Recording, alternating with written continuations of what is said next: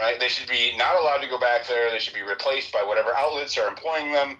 Like, that is a monumental, either moral, ethical, or incompetence mistake. So, and take your pick. I agree, especially with such a high-profile case. Like, it's like hitting the lottery to be in there as media. I was going to ask AB a question because he knew about the defense. You said that she's got a pretty good history of defense, AB. Yeah, from what I could see, very good. Like, for real, honestly, like, she's had 60-plus jury trials. Not trials, way more trials, but 60-plus trials in front of a jury. She's had, looks like more than 10 capital murder trials. And she's, from what I could tell, she's had full acquittals, like not guilty, on multiple murder trials, both state level, like this case, and federal level. And then she had other ones where there were partial successes, I guess, where she won on seeking to remove the death penalty, but the person still got convicted. And then she has a lot of other acquittals on other serious criminal trials that were not murder trials. So, and she's been only defense lawyer her entire life, both public defender and in private practice as a defense lawyer. And yeah, she looks to be like, a really, really good, experienced defense lawyer. Like, so, yeah. Do you know if so there was a lady that came into one of our spaces one time, and she was working really hard to like kind of connect some really, I guess, advanced top dollar attorneys that were willing to do this on pro bono, but it was denied. It was either denied by maybe the court, or if it might have been their family. Did you hear anything about that defense? Was that the Russian lady that was interviewed by Tucker Carlson? No. She came into her. Oh, I don't know. Oh wait. There was a lady that interviewed Tucker that wasn't interviewed by him, but... Oh, yeah, one or the other, yeah. That they had an interview. She, works for Russian pay TV. She's does she? I didn't know she worked for... Or she did in the past. She, lives in America now from Russian background, and, Armenian also. It was weird. And she started calling around high-profile, it was strange. Right. All the stuff surrounding that is strange. But he's got 3 or 4 lawyers now. All of them have murder. I just saw... We missed it. Erica Kirk came out and said that she has possession of Charlie Kirk's cell phone and insists he was not receiving death threats the day before he was assassinated.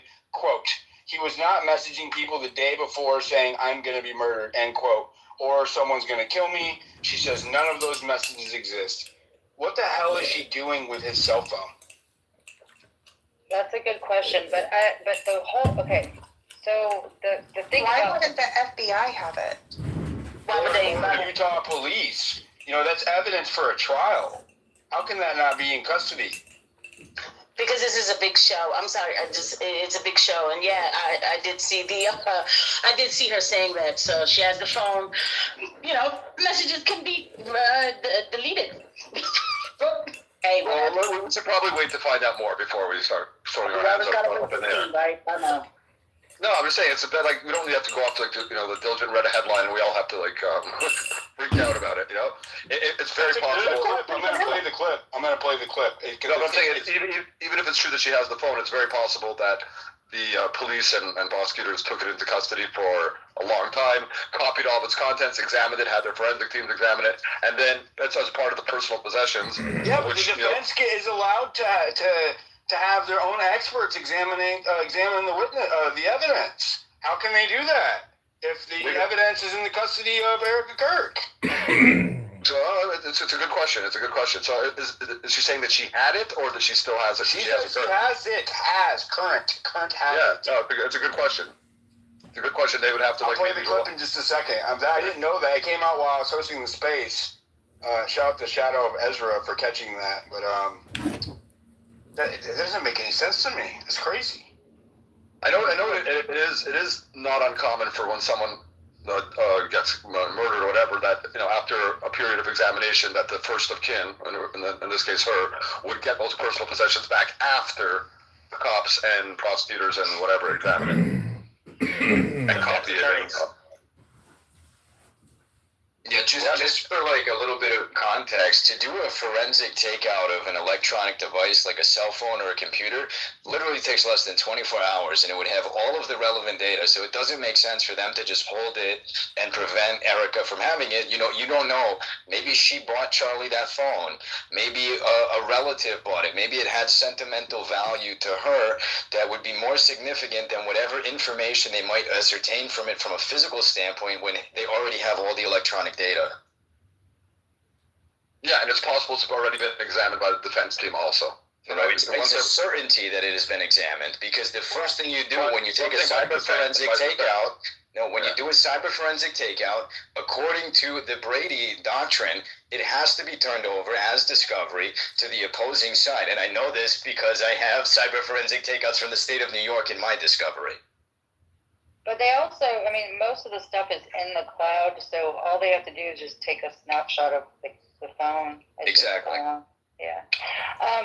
So there was a couple things around this threat or whatever, like him.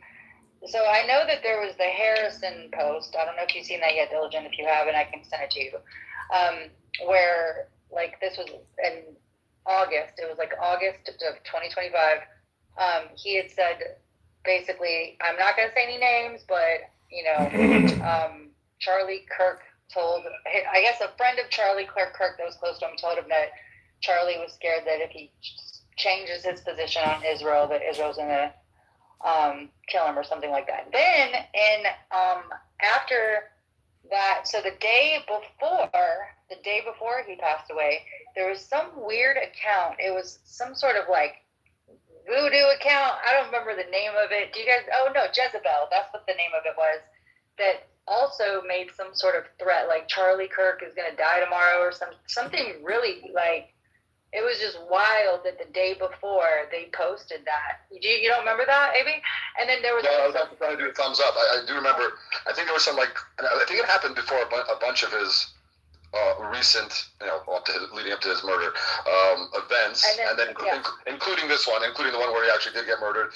And the ones that I saw, and obviously I haven't seen everything, but the ones that I saw were like in Reddit, and I'm thinking were like people in the trans community. Honestly, that's the ones that I saw. It doesn't mean there's not others. They were like, there was another one that was exactly. It was like you could tell that they were very leftist.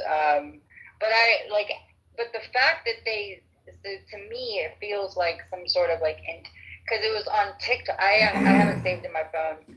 Actually, I should go find it because I haven't seen it since. But it was basically this like little video from not TikTok, from Instagram, that is calling out that something bad's gonna happen to Charlie, and they can't wait to see it. And it said some things in there that I off the top of my head I can't remember, but was definitely pointing to like kind of the radical shit. Let me go look for it. Actually, let me see. Yeah, if we'll see. Innocent until proven guilty, but I think he is. If Tyler Robinson is proven guilty, I would be shocked if there wasn't. I don't necessarily think co-conspirators in terms of planning the thing with him, with Tyler Robinson, if he's the one who did it. But people who were informed and kind of heard what he was potentially planning to do. Yeah, I don't think Tyler Robinson. Well, I don't know. I don't think Tyler Robinson did it, but I do. Something to me, the Jezebel account.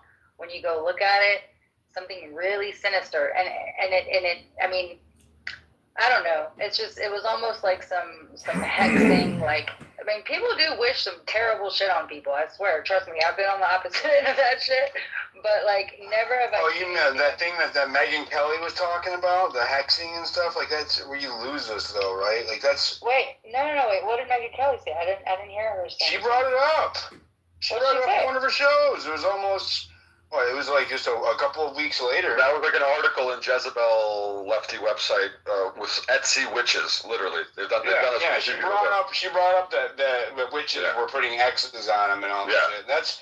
That's where you lose me, bro. You know what I mean? Like, I can look at the Egyptian planes, but when you start talking about hexes and witches and Macron's penis, that's where you lose me. Sorry. Yeah. Listen, I got lost with the stupid Egyptian airplanes, honestly, and Macron's penis. I couldn't. No, I think the Egyptian airplanes, there's something to be considered. They were actually an overlap in location there, which I haven't really looked at. I looked at it like once a little bit, but I didn't get into it. So I actually looked at this quite a bit, Diligent, if I may. Yeah. With respect to the airplanes, it has to do with the specific model of the airplane, which the center area for North America to do maintenance for it happens to be in the same area in Utah. Furthermore, in 2019, when I was working for the venture capital fund Cockpit Innovations, as it relates to El Al and aviations, I became very familiar with the mechanisms and the standard operating procedure by which private planes have to be maintained and analyzed. And so for a private jet from Egypt that is traveling very frequently to stop... Private. I thought it was military, no? Even if it's a military plane, the standard procedure with respect to aviation is dual use. It's always going to be that you have to check every various part of the integrated system in order to ensure the safe, continuous operation of the plane. So because of that, even if it's a military jet, even if, let's say, it's like a spy plane, okay, an entirely nefarious aircraft that was traveling over American airspace, the simple fact that it stopped in this area because it has to do with the model of the aircraft, Occam's razor does not suggest that this is evidence of some grand conspiracy. Okay. But hold on, I'm being objective. It's not definitive either way. I think that we need to... I would agree with that, absolutely. Yeah. Diligent, do you remember John? It wasn't done yet, Miss Lou. But the fact that there was a lot of overlap, I was interested in that too. The only thing that when I started, it started losing me was when she was tying this whole thing to Macron and Brigitte. And I'm like, so you think that they're going to fucking kill this man just because you were talking shit about this person having a penis? I don't know. Like, that to me, that just, I couldn't really follow that line. And that's when I kind of give up. But, because then, that kind of mixes the two stories. Like, it was just very messy there. But my point is that when it comes to... shit, it's gone now. Damn it. I forgot what I was going to say. What was it about that you just brought up, Diligent? Anyway, when it comes back, go ahead, Mrs. Lou. I don't know when it comes back. I had some very funny you were jokes talking that I will about not the plane. You were talking about Amy. Wait a minute, let me finish. Diligent, do you remember the guy who first put the information out about the quote Egyptian planes and the military planes was John Cullen, and then suddenly he was missing? Is that the guy? Is he still gone? Yeah, he's still gone. Yeah, but I don't know if he's missing because he was, at the very least, his account has shown a change of venue since he, quote unquote, went missing, right? Like he was showing in the Netherlands and now he's showing over in Hong Kong. So wasn't he the first? Wasn't he the first to bring up the planes? I don't know if he was the first, but he was definitely the loudest first. Okay. But I mean, it doesn't have any bearing, really. That's all. No, I just wondered if that was a reason that maybe he fled to somewhere else. It's all circumstantial, and just like we were discussing with, I was saying a minute ago to Lewis, is that it's not definitive either way. It is very interesting, and I think that I think dismissing the planes following Kirk or either of the Kirks for that long leading up to an assassination is definitely worth exploring, right? Because we're talking about an assassination with national and international implications. So it definitely should definitely be explored. But, but the Macron's penis and all that shit, man, it's like, and even the beef with Erica, I feel like is a distraction. It's funny. Right? It's like reality TV funny, and I do like some popcorn every now and then, but I don't want it to completely derail any movement towards seeking truth. Doc, what are your thoughts on this? Well, I think there's no way that Tyler Robinson was the one who killed Joe. I firmly believe that. I don't knock Candace for covering stories like Macron's husband's wife's penis. I don't, because that's, she's up to create content. That's what she does. I don't. A lot of people covered that story.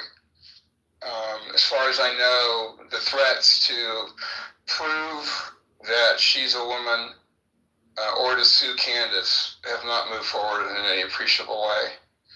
And why wouldn't they if Candace was correct, was wrong? So I sort of take a pass on that. It doesn't really interest me. Do you think Tyler's going to get a fair trial? No, he already is not. Today was his first appearance in court.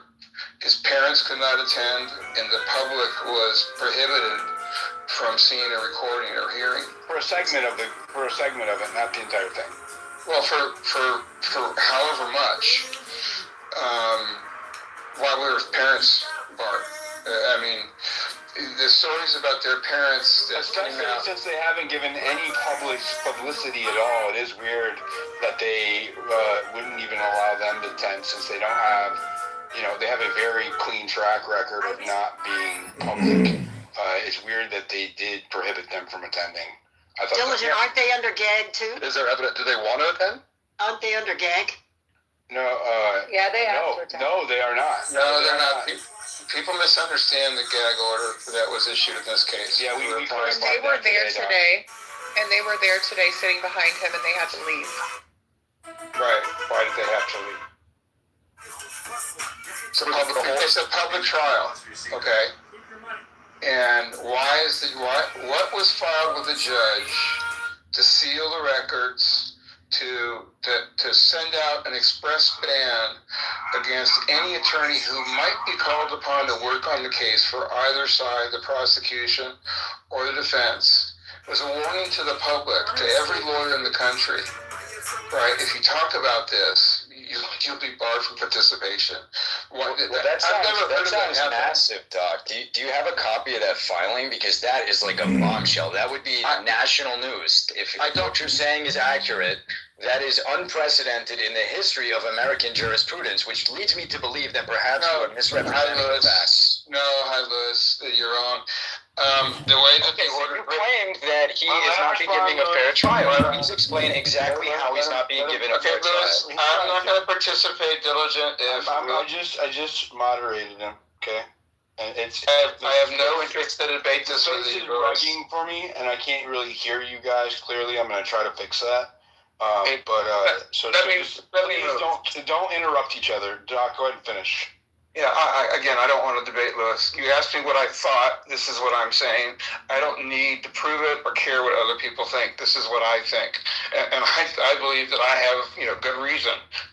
Lewis, you're like a child, dude. You still are. You're the one who doesn't want to engage in the sum or substance of your argument. You're making a I haven't made you're not willing to defend. I'm not making an argument. You're confused. All right, You're I'm not making an argument.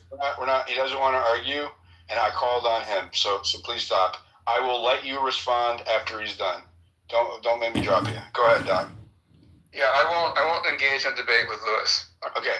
Just continue finishing your points of why you won't get a fair trial. You have a very valid point about the closed session hearing. That's a mute glitch, by the way. I'm not muting you. No, it's okay. It bothered me a lot today to see that. And not only is it a closed session today, but they were also discussing an October hearing that was another closed session hearing where obviously something of great import was implied because they're sealing the transcripts and the recording from that day. Well, look at what is normally offered in a murder case to the public, and what bases can a court use, and a court can justify it almost any way they want in the interest of justice, quote unquote, right? And they think privacy or public knowledge of certain information could be harmful to the defense, not to the prosecution, but supposedly to the defense. What we don't have is we don't have a ballistics report. We don't have an autopsy. We don't have any explanation for the caliber of bullet from the rifle that far away didn't totally tear apart his neck. The wounds are inconsistent with the reported assault rifle. all the questions about his clothing, his backpack, walking to and from, these have all gone unexplained, and so I'm sort of past that. I don't think he's going to get a fair trial. To answer your question, what is more concerning to me is because I think it strings and travels along to some really fundamental issues that I thought Trump was going to resolve in his second administration. And that's the deep state involvement with a broad range of blackmail operations that I believe is including the Charlie Kirk assassination, the Epstein files, and the failure to release them. I just posted something, and I'm sure a lot of the people in this room, people, especially the speakers, will have seen it by now. Because everyone here, I know I've seen them in other spaces, and they're following these topics generally very closely. Erica Kirk looks like a classic sort of honeypot situation. Her dad worked for the Defense Department or for arms dealer who was involved with the construction of early self-defense rocket systems in Israel. That seems to be a fact. Okay. Another fact is... I was able to confirm that he was associated with Raytheon to some degree, but I couldn't ascertain, personally, what level. But it is true. The family was entwined with making weapons EMP-proof, missiles, systems, etc. So they did actually have a relationship with Raytheon. And I don't know, I wasn't able to independently verify his role, with the Israel and shit. I think some of that may have been exaggerated, but I couldn't independently verify it. Yeah, hang on. Oh, Maze, get out of the shower. Go ahead, Doc. Yeah, no, I'm sorry. I have a few more points to make on why I believe what I believe, which was, I think, was a general question I was asked. And I think that May is pissing. I don't think she's in the shower, but I could be wrong. We are talking about that. Anyway, I'm gonna lose my train of thought here. We're doing that. Please stop. Maze. It sounds really bad. Whatever you're doing. Go ahead, Doc. Yeah, and the other thing is, it seems true that Erica Kirk at least knew Gail Netanyahu, Bibi's son. I posted, and there others are reposting photographs of her in 2019 in Israel with Gail. Yeah. Well, I don't see Tyler's, but a lot of people are reposting it. No, Tyler Boyer's in the photo. Oh, okay. Well, okay. Color me shocked. And that's 2 years before she married Charlie. So she's got all these military-industrial complex connections. Maybe his father was, did exactly what he did and what's been alleged.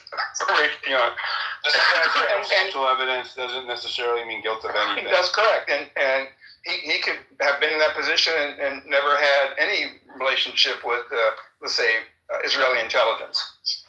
that he was serious. I think it's interesting that they are using her to run point on the narrative since TPUSA failed miserably at trying to control it.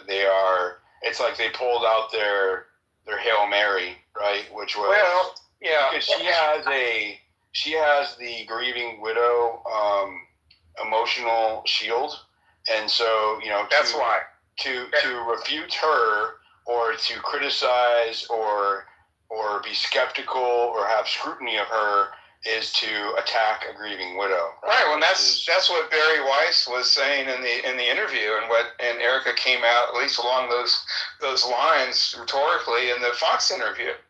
And why in the world, right? That kind of actually makes them look guiltier because the ploy. Let's just say this: when you can't stand on the facts and you have to resort to emotional manipulation, you're ceding that you can't stick to the facts. That's just being objective. There are no facts. For anyone who claims that there's a factual basis for Tyler Robinson to have killed him, you have to thereafter explain why the evidence is not forthcoming to the public. I'm happy to do that when you're ready to let me respond. Hold on. We're really not. Don't care if you respond at all. Lewis, I promised him I'll let him rebut. Stop it. Yeah, that's fine. But go ahead, Doc. Land it. I'm not going to stick around. Yes, she has.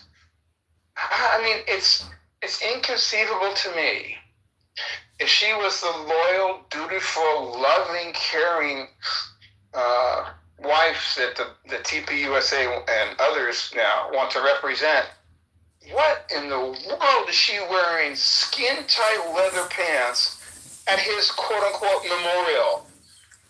Who is that? Look, I've had people very close to me in my life die. My mother, my grandmother, and everybody has. Spouses. It's inconceivable to me that anyone who is a grieving widow legitimately would do that. So that put me off from the very beginning. Touch is just her love language, Doc. Don't judge her. Don't judge her. You know, and She's an angel. She also won. This is the last thing I just discovered. I'm not doing a deep dive. I'm just looking at my feed, which of course is the feed all you guys share probably in a large extent. She won a Miss Arizona contest that was run by the Trump organization. So she's got connections into Trump as well. You know, and no one is coming out now on the left or the right and condemning her for participating in Trump's pageants, quote unquote, which the left, recently and really for a long time have sort of... It is weird how Democrats are very silent on her, given that they are proclaiming that a leftist killed Charlie Kirk. Yeah. They are unusually quiet. It is strange. Yeah. The last thing I'll say is that'll be the last thing I say. I think she's in on it, or she's being blackmailed into it. She does have 2 small children. She has the financial opportunity of a lifetime to control this thing. Everyone who seems to matter, including and especially the funders of TPUSA, seem to have bought into her support. Who else has the magnetic personality? Not that she does. Who else has a magnetic personality and knowledge and faith that Charlie Kirk had? Nobody. This is an organization that's built on a singular personality, and the only person who could carry that forward would be his legitimately grieving widow. But I think Candace has done a lot of damage to their story and to particularly the president and the other officials of TPUSA. They cannot contend with the open questions. More than anything, it's the open questions that TPUSA or the government have not provided that lead a reasonably skeptical person to reject the deep state, our federal government, local state government, and a university who plowed over the crime site within days. None of this makes sense in a legitimate way. And for Erica to come out and condemn Candace, stop investigating this. What? I mean, you trust the federal government to find your husband's killer with all these questions? She explicitly said she did trust the federal government and the judiciary to run point on this. But before she's seen anything. Before anyone has seen anything, you think she's seen the ballistics report? Well, I think she could. So she is privy to. I'm just playing devil's advocate here. Right. She is privy to evidence as the victim. She's considered a victim of this case. No, she's not. No, they're not. She is represented. They legally even acknowledged it today in the courtroom. She is the representative victim in this case. Yes, she represents the estate. She's his widow. That doesn't give her any special privileges as to evidence. Often investigators will update them with information on evidence that's not when the court has told everyone not to talk about this. But it's only the attorneys and the people who work for them or people who are designated. No, it's also orders for the attorneys. They explained it in detail today, and I don't know if you listened. But I don't. This is fundamental. He's been going for like 20 minutes, and he's not willing to listen to the. Well, it's all right. It's all right. We're having a back and forth. Okay, I realize that you're itching to get in there. Go ahead. This is fundamental criminal procedure, okay? Where an attorney cannot share information. He can't share it with his client either. And the client can't have that information when the lawyer is barred from having it. So no, the evidence rules and what's disposable or not by parties and their attorneys are limited by this order specifically. She has no special rights. She's not the victim. Charlie is. She may be paying for the attorney, the defense. She has no role in this at all. You have two parties. You have crime victims' rights, right? And then but that doesn't give her rights. The investigators can choose. How can you say she's not a victim? Hold on, she is a victim in this, right? Okay, I get it. But she does have crime victims' rights, according to yes, but that has nothing to do with the evidence and the orders of the court. But she is privy to information that we are not as the victim. I know, right? Okay, but look. I know. A friend of mine died under suspicious circumstances a few years back, right? Well, I inherited his dog, right? And when I was talking to the lead homicide detective in that case, and I was just a friend, a witness friend, but I was the only one talking to them, right? Yeah. The family wasn't talking to them. I was. They privied me to information that was not available to the public. I'm sure at that level, if they're sharing information with me, at this level, the wife is going to be far more privy to information that we are not than, you know what I mean? Like, yeah, but the two situations are not comparable in the law. One is a capital murder case with international implications, I'm sorry for what happened to your friend, but the completely different situation. You don't even know there was a court order to keep people quiet or not. Look, it's not an important point for me. People want to debate whether or not she knows more than the public does. These reports, the autopsy is a source of information. Yeah, you're moving the goalposts. You claim that she was in on her husband's assassination. Well, it's all right. I'm gonna. Well, no, if you can't take. Make Lewis, please. Doc, go ahead and land your plane because it's been a minute, and then I'm gonna let Lewis respond. And it's a mute glitch. There we go. Look, I don't care. Listen, I won't stick around for what Lewis has to say. Again, I'm saying what I believe. I don't care to be instructed by Lewis. I know Lewis very, very, very well. Okay, Lewis. And so I'm just saying that you're gonna let him respond. Great, but it won't be to me. And Lewis, you think take that as a victory. All right, congratulations and Happy New Year and Merry Christmas. Baruch Hashem. Yeah, right. Anyway, thanks for the mic. That's what I think.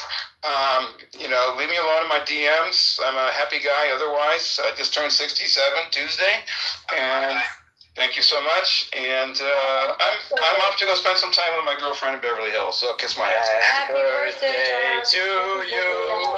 Happy birthday to you. Happy birthday, dear Doc. 67's nice now. Yeah, very good. So, I understand that he's leaving your space. God bless you. I have nothing but love and respect for Doc. I just vociferously disagree with the trajectory he has taken ideologically since I first met him 4 years ago.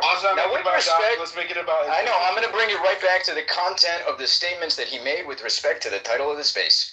The first most egregious falsehood that was stated was that Erica Kirk, somehow because of the fashion choice she wore, when she went up there and stared down the entire world, who was cheering and celebrating the assassination of her husband, you're going to say that because she wore an outfit that you probably find attractive and you can't contain your lustful gaze, that therefore it implies that she is somehow evil and killed her own husband? No, absolutely... No, you said you weren't going to listen to my response, so I suggest you either mute up... Okay, do you want me to go? Because I didn't say any of those things.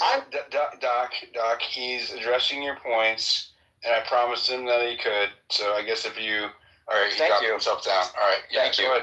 As I was saying, to suggest that Erica Kirk, because of what she wore when she was in the worst situation that, God forbid, anyone else in this space or anyone who listens to the recording should find themselves in, that's like insane, okay? When my grandmother died, you know what my aunt wore to the funeral? I posted it in the comments. She wore a white wedding dress to her mother's funeral.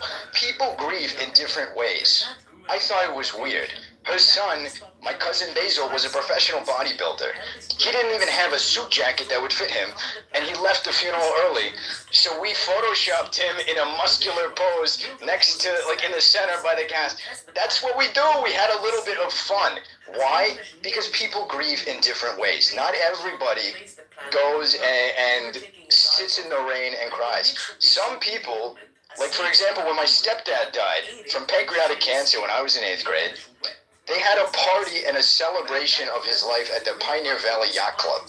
And we listened to the Grateful Dead, and we had a beautiful time, and we went out on the Connecticut River, and no one was sad. Everyone knew that Demetrius died an honest man, a man who went to West Point, and that he was respected in the community. But no one was sad because we understood that he was in such tremendous pain from the pancreatic cancer that it was a benevolent act of the Lord to take him back to heaven.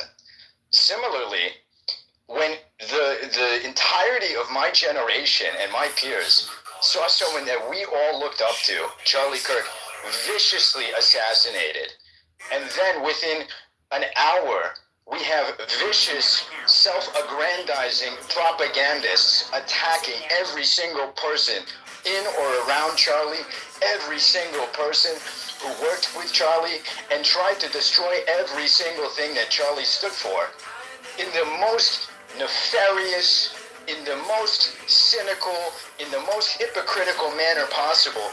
Yeah, that starts to piss me off, and it starts to piss off a lot of other red-blooded Americans. And then when we start saying that this trial... Yes. I just want to interject. Don't you think that's like the most extreme view you could take about... No, the most extreme view I could take is that the propagandists... Let me finish. Okay. Don't you think that's like the most like hyperbolic and extreme view you could take of people who are asking like what are seen to be just like legitimate questions about things that look funny? No, I don't think so, Diligent. I think that when we have people that are alleging that Charlie was assassinated in a conspiracy that involved his wife and his co-workers, that involved the people who spent the last 7 years working alongside him every single day, the people that would go to church with him and pray, the people that got married as a result of Charlie's mentorship. No, I don't think it's hyperbolic or extreme to say that those people who are attacking them and leading hundreds of thousands of deranged individuals from around the world to harass them, to say that those people are evil, I think that's actually the moderate position. If you want to know my true beliefs, I think it's people like Kant, the individual we just heard, who's a or a doctor, that smeared Charlie and his wife and his memory, I think they're worse than the killer, to be completely honest. I think that the killer was a mentally ill, deranged leftist who was being influenced by people around him. But I don't think that Candace Owens doesn't know what she's doing. I think Candace Owens knows exactly what she's doing. I think that some of my co-panelists know exactly what they're doing. And I think America is smart enough to understand exactly what these people are doing. They are trying to revert back to the old normal. They are trying to give a win to the Democrats. They are trying to retard the golden age of America. And the golden age of America stops for nobody. Either get on board or get the fuck out of the way. If I could just I'm gonna respond. Amen, brother. Amen. All right. So I'm gonna respond real quick, and then I will let you respond, Maze. I agree with some of what you said, as in the fact that people who are outright claiming that TPUSA or Erica Kirk killed her husband are wrong. In the context of no one knows who killed Charlie Kirk definitively, right? So, but I don't also, I sympathize with them in this because I am one of them who have questions about the very strange behavior of the people who work for TPUSA in the time after Charlie Kirk's death. And I agree, Diligent. I'm not going to attack you for that. Hold on. Okay. Instead of when we were approaching it, well, I can only speak for myself, right? When I approached it from a very moderate, objective, casual tone of asking questions about this or that, I was labeled a scumbag. I was labeled a conspiracy theorist, a grifter. I even labeled you that, and I apologize because I attacked you viciously at the onset. Also, but I'm talking about people who work as prominent figures for TPUSA. I made no accusations, right? And so I think what's happening here, and this is where I feel like, the most extreme label is being misappropriated is, there are people who are making direct allegations that they can't prove, and I actually don't support that either way about Tyler Robinson or TPUSA, because the fact of the matter is none of us knows for sure who did it, and none of us knows can prove it. So I absolutely agree, Diligent. Broad brush. Yeah, I agree, and if I may, I'd like to speak to some of Turning Point's missteps, because they in no way are in the clear. The only person who I hold absolutely blameless in this is Miss Erica Kirk, okay? Because I had a Twitter space, actually, where Blake Neff opened up a space before he was going to a funeral for a relative, God rest his soul, and Blake made me the co-host, and for 4 hours, without Blake realizing who I am or what my background is, he spoke unfiltered, and I'm sure Blake is listening right now. And it was apparent from Blake's assessment and from the things that Blake was talking about, while he had his guard down, that Blake is fundamentally not someone who should be publicly facing. He is someone who ought to be sat down and forced to read American literature, because Blake, even though he probably is going to deny it when he hears this recording, has via osmosis adopted a worldview that is promulgated by Alexander Dugin. Okay, and this is not a new development. In fact, for the last 6 years, what does that have to do with the president? It has to do with the way in which. So, Diligent, it has to do with. I'll explain it really quickly. I'll bring it back to the front-facing behavior right now. In the aftermath of Charlie's assassination, Turning Point attempted to ameliorate every single person, and instead of having a backbone and removing people who were intentionally trying to retard their movement and destroy Charlie's legacy, they vacillated and they waited, which allowed this skepticism to fester under the surface, which is why I can't hold anyone blameless for just asking questions. Anyone who sincerely is confused by the behavior that Turning Point has engaged in. Why would they have Tucker Carlson at that event making claims about like hummus eaters in Jerusalem? Why would they invite Candace Owens and not forcefully sue her a month ago? Why would they wait and do all this bullshit and still have like Groiper-affiliated characters coming to Amfest? These people are fundamentally unserious. They need to have a post-mortem of the entirety of Turning Point USA. What if I counter with, do you think they might be afraid of discovery in such lawsuits? I don't think so. I think fundamentally that these people are all trying to vie within Turning Point for who's going to replace Charlie. And ultimately they have noble intentions, but their ego gets in the way of being effective political operators without the leadership of Charlie. Charlie was holding it together as a one-man crusade, basically. Charlie put his life into building Turning Point, and now, because of the cowardice of those people who were closest to him, and I can name names if we want, but I'd rather not, the cowardice of those people has caused Charlie's legacy to be in a perilous situation today, and they must move heaven and earth to resolve it, and I am willing, ready, and able to assist in that endeavor. But we will not be doing so if they do not have the courage to state very clearly where they stand on the following issues: Candace Owens, Tucker Carlson, and Nick Fuentes. This is not negotiable if you want the assistance of Louis Schenker and the future congressman from Florida's 19th district. Thank you, Louis. I hope your message is well received. And where can I donate, Louis? Where can I donate, brother? Donate to the Chabad of Amherst. I don't want your money. At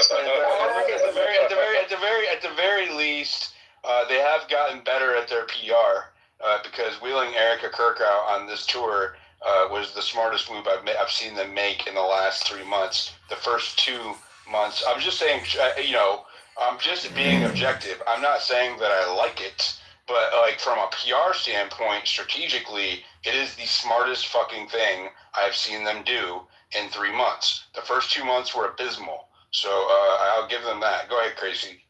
Yeah, I don't even know where to go. Like, because for a second, I thought this person was making sense when he said, I have questions about certain things surrounding the issue or whatever. And I'm like, you know what?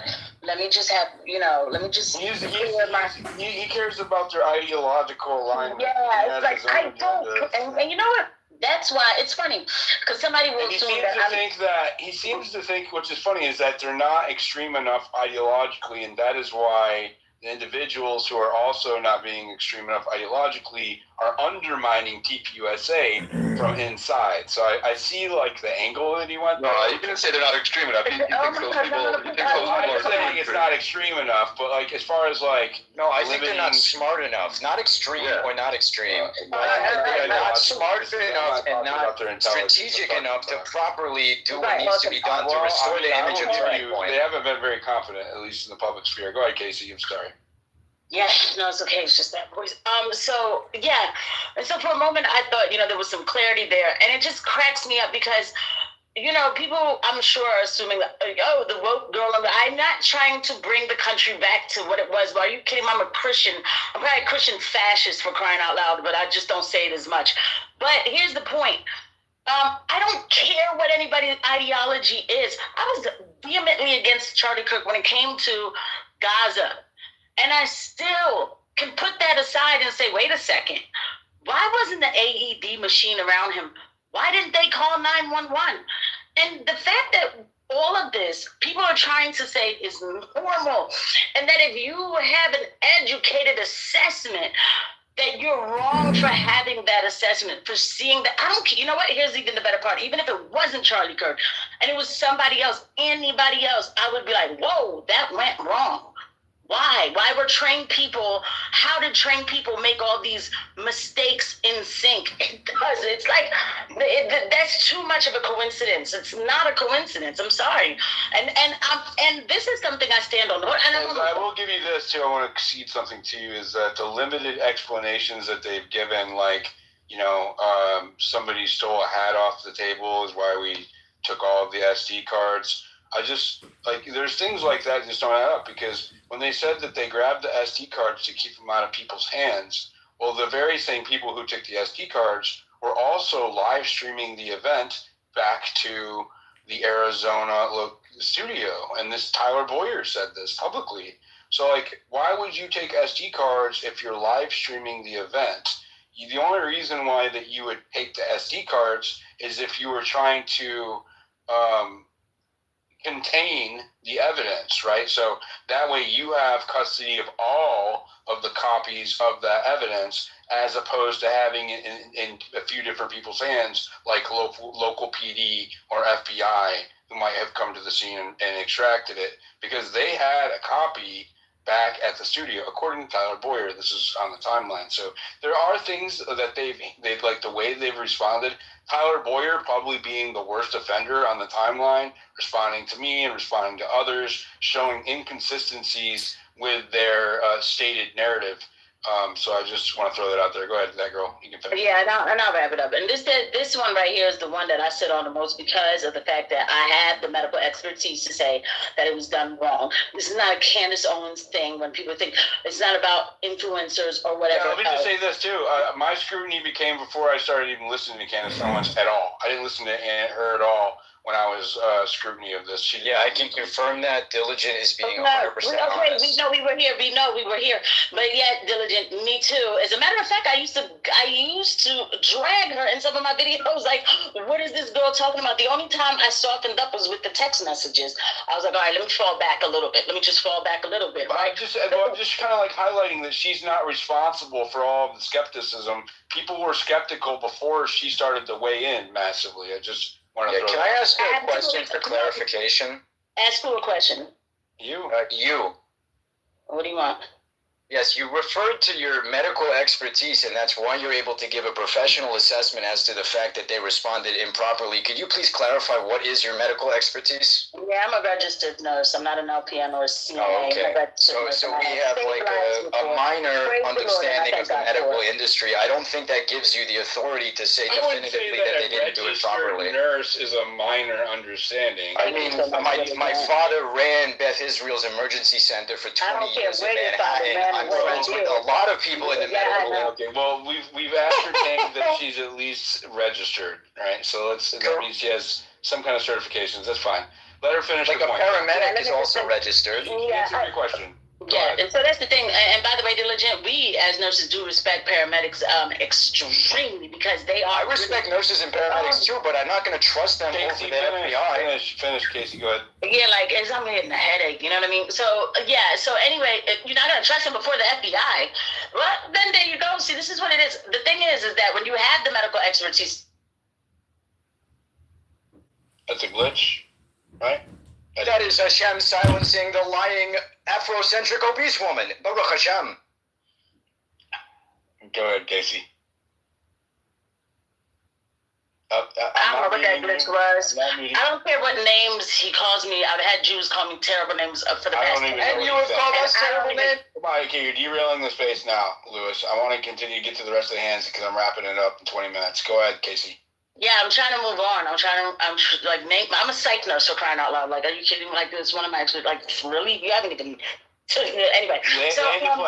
So yeah, so that's the point. And so now, like, I'm glad the psych nurse understands the true nature of trauma medicine. The medical community, when I put out my dropped him down for a minute. Oh, sorry, I didn't mean to yell in y'all ears like that, but I had to get black with it. So, this is the last thing I said. That point is not touched on enough because it is the most base. Sometimes you have to simplify this thing. Nobody can answer these kind of questions. They can't answer that. They say, oh, well, he was dead anyway. Like, get the fuck. So that's what I mean. I don't have to go too far to know that is minutes later, like from the time, sadly, he was shot till he got to the SUV, they tossed him in there. He couldn't even fit in for what I heard. It was done wrong, okay? It was done wrong. And then, of course, thereafter with the evidence and everything else. But for me as a nurse, that's what I'm looking at. And I don't need anybody to tell me I'm right or wrong about it. Thank you, Joe. Thank you. Let's go to Steele. Go ahead, Steele. Steele. Eco Haven. Go ahead, Eco Haven. Jeez. Okay, Thomas, go ahead. Hello? Can you guys hear me? Hey, thanks for the mic, Diligent. I've been listening to this great space as always. Noxie, great co-hosting as always. And I see a lot of mutual falls and stuff. Thank you guys. But hey, this entire thing. I know that Lewis made a comment just now. You trust the FBI more than a registered nurse. It's wild to trust the FBI more than a registered psych nurse. And bear in mind, the FBI swatted me the day before Thanksgiving. You did address him, but Lewis, please, that's why I dropped you down. But I keep interrupting. I just want to clarify. I don't trust the FBI for shit, and I trust them more than this obese negress. Oh, dude. That's the last time, dude. Stop doing the personal attacks. It's all right. Demons always come. All right. I don't allow anybody else to do it. I'm not going to allow him to do it. Go ahead. No, thank you. I came up literally to troll Lewis, so if he's off the stage, I'm great. Let's do a space. You control me. I'll hold the space. You control me as much as you like. Baruch Hashem. Yes, you cannot silence me. Thank you. I can, though. I'm going to drop you both down, and you guys can go have a space together. I think it'd be interesting to listen to. Go ahead, John. Yeah, you've brought up a lot of really interesting things tonight that I had never heard, especially that doc. There's just so many things to consider with regards to all this. Also, in the beginning of the trial today, when they were talking about what constitutes and is the definition of a witness, it's crazy that we have to define what English terms mean, like witness, and which witnesses can be, allowed into the trial. So it's, to me, this whole thing is like a controlled theatrical performance of information release, content creation, especially. They want to control which content comes in and out, what video is captured, what audio is captured. So the whole thing looks to me like a cover up.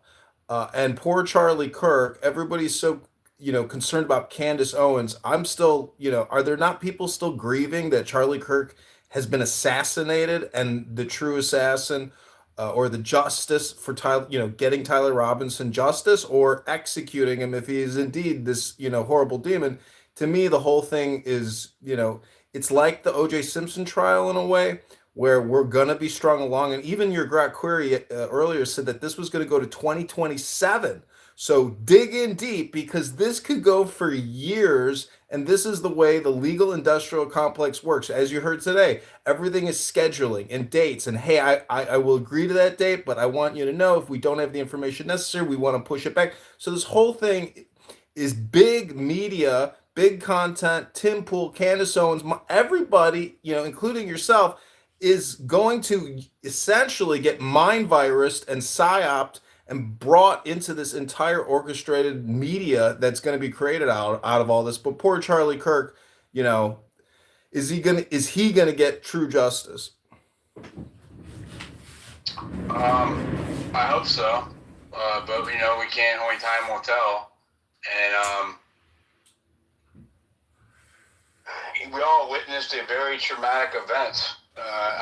Even my kid, who isn't, on social media a whole lot, and other people's kids that I know said that they kept getting sent or being pushed the video of him getting shot, like the very graphic one.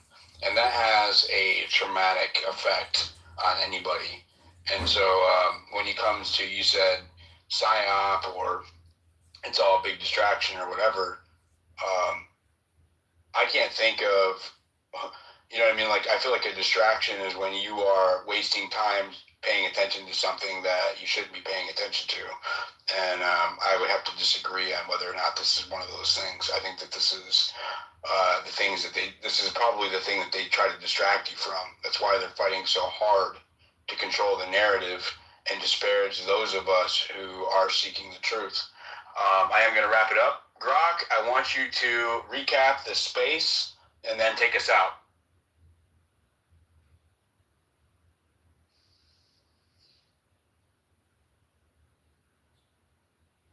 And of course, you didn't hear me.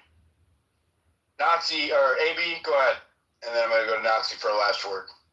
Yeah, two quick points, just I guess, following up on the gentleman who just spoke. I would urge everyone, including myself, but sincerely, from the bottom of my heart, it's okay to have a view going in. I have one, Diligent has one, others have one, but try to, if this is an issue that you care about, or a case that you care about, or a controversy, whatever, try to have an open mind and be willing to change your mind. Well, again, both directions, every direction, based on what unfolds, right? If the truth is what you seek, then seek the truth, and be like, it's more important for the truth to emerge than for me or you or any individual person to be right. So, in terms of like what you were just talking about, it's the defense team themselves, who are very experienced. I urge everyone to verify, as Diligent always says, don't take my word for it, to verify what is said about the experience, the extensive experience that his defense lawyers have, including murder trials in multiple jurisdictions, including getting people acquitted on murder trials. So if you care about the guy receiving a fair trial, even though I think he's guilty, think he's guilty, then you want him to have an amazing defense team. And it seems to me, on the surface, I'll keep on looking, that is the case. And they're the ones who requested, even though I do want I think most of us here probably do want an open trial with, accessible to the media. It's the defense team, because they want to prevent the things that Diligent was worried about tainting the potential jury pool, among other reasons. They're the ones who want to some extent, restrict media access for that reason. And a lot of defense, again, that's a common defense tactic, if in a high-profile case, so that their client doesn't get demonized and they can, kind of keep it just to the judge and jury. And keep the outside noise as much as possible to a minimum. But one last thing that I wanted to disagree with you on, Diligent, is that you said that TPUS, no one else is responsible. TPUSA is responsible for the questions that are being asked. I strongly disagree, or at least I will say they're very low down on the list. Okay, no, it's the people that are attacking TPUSA. I'm not talking about for like anything specifically regards to like implying or stating, again, not you, but I'm saying others, Candace and company, implying or stating that everyone from his wife to his entire team, which includes close personal friends of his, are complicit in either the murder or the cover-up.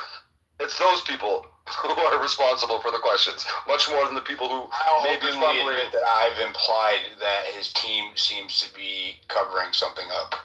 I'll say that, but not right. So I didn't say they murdered him or anything like that, and I definitely didn't say that about Erica Kirk. Right. But fine. And neither has Candace. But that was as a result of the interactions I've had with TPUSA directly, right? Like they came at me, or at least Tyler Boyer came at me in an ugly manner. So I mean, I just reciprocated. Yeah, listen, people are touchy about being accused of murder and complicity in the Friends cover-up. I didn't do that. I didn't do that. No, I'm not saying you. I'm not saying you did it, but when people get gun shy, right? So when you're gun shy from being, listen, if they did, then fuck them, right? Obviously, but if someone, even if they're innocent, then of course that's a totally understandable innocent of what they're being accused of, or implied that they're accused of by the high treating profile questions as an attack when they are not is how it started, and it escalated from there. It did. That was completely avoidable. Right. Yeah, so, but putting you aside, the just asking questions. It wasn't just me. People were asking, literally just asking questions. Let me just say this: it's okay to ask questions. Like the fact that this just asking question things is turned into some kind of trope to disparage people. It is a trope. Fucking retarded, dude. No, it's retarded when people say. No. So don't question COVID, don't question elections, don't question authority whatsoever. Never question anything. No, be willing to question that you're fucking told like a good little bitch slave. That's not what I'm saying. That's what I'm saying. You should be willing to. A person should be willing to potentially question everything. But what's dishonest on the flip side? So it is a trope, and it's a trope for a reason. What's dishonest is people use. I'm not talking about you, but a lot of people. And on a lot of different topics from a lot of different angles and different political parties and different ideological persuasions, use the just asking questions thing to something for which there is an objective answer often, or they'll use it as a tactic to imply something without getting and having some plausible deniability that they didn't imply it. It's a dishonest tactic used, and that's why. Sometimes we're genuinely just asking questions. For sure.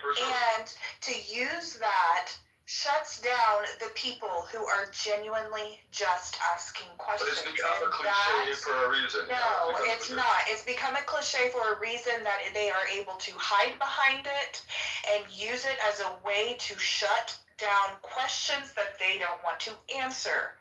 There is no reason, and I will use Charlie's words himself. You better keep asking questions because it is the only thing that keeps us free.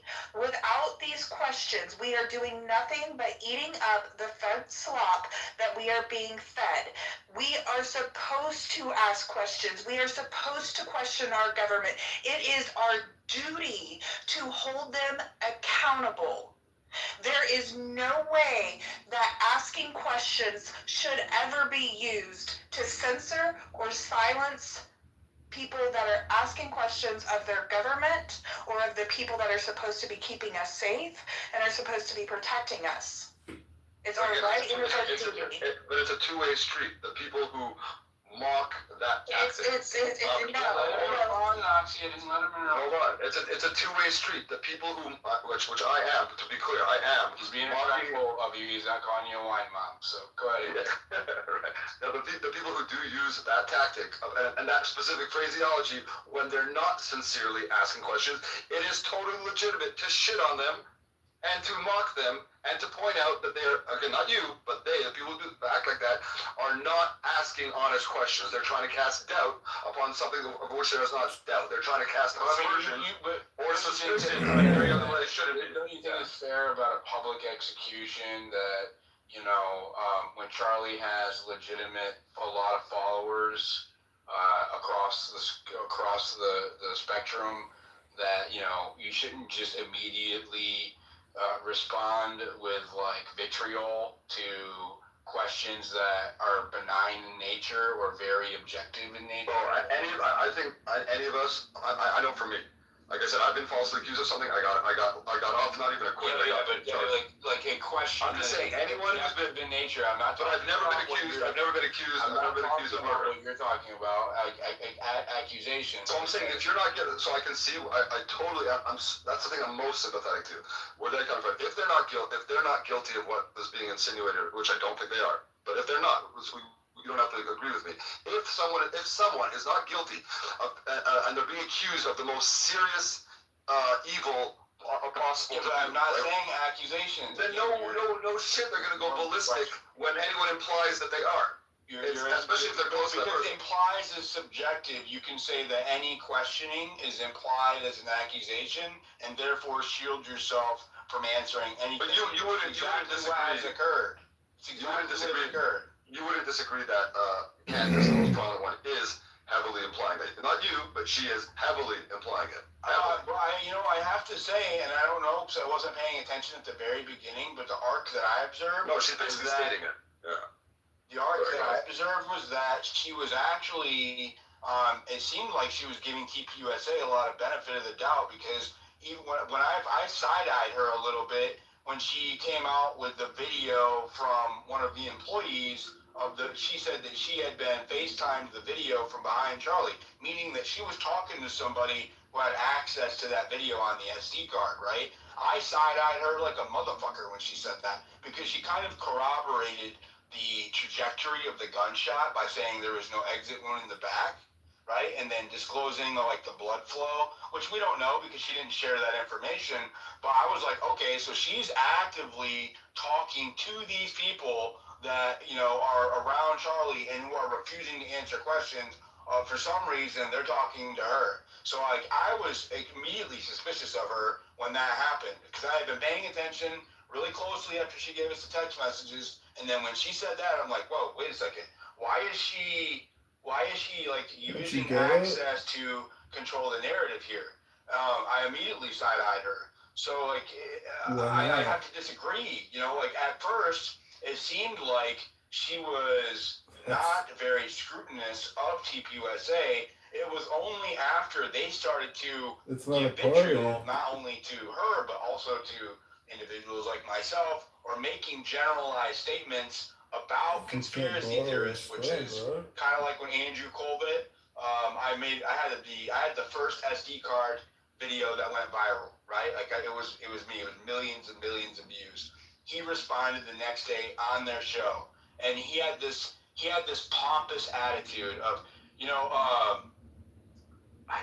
have to watch the clip, but the way that he said it was with such disgust and disdain at the very question of why did he remove the SD card, right? Where he could have approached it with some kind of like objective. It doesn't even have to be compassion. Why not? Just answer the question without looking like a fucking conceited asshole. But when you act like you are above reproach and that people are below you for asking or wondering why these things that are glaringly anomalous happened, well then you start to draw the ire and more scrutiny through that action, right? Like now you are acting like somebody who, I don't know, it lacks like the humility of honesty. That's what it lacked.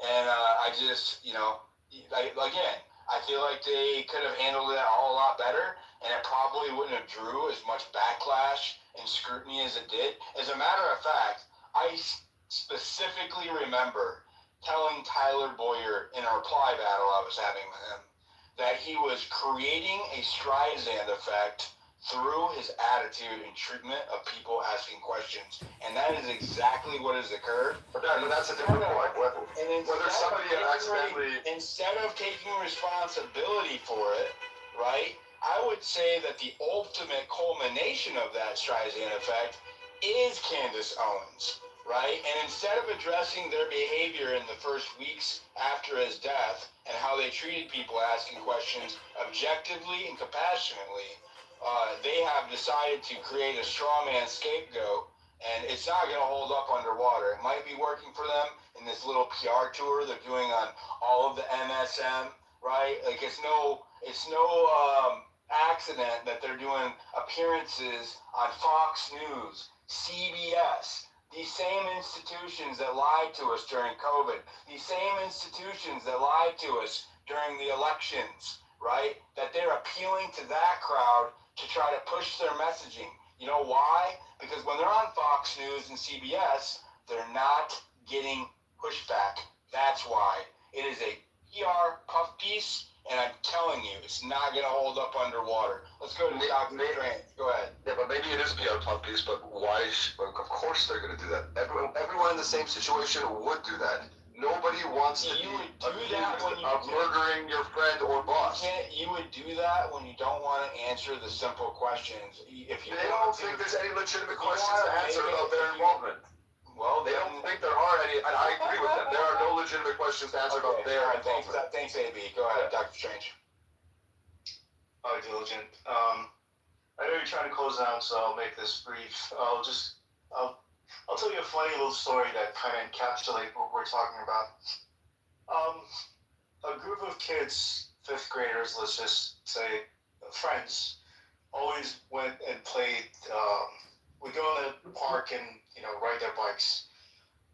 One of these kids, their bike was stolen by this other kid, and the next day, the friends were talking to each other, and the kid who had stolen it saw them from a distance, and he started walking towards them, and had no clue what they were talking about.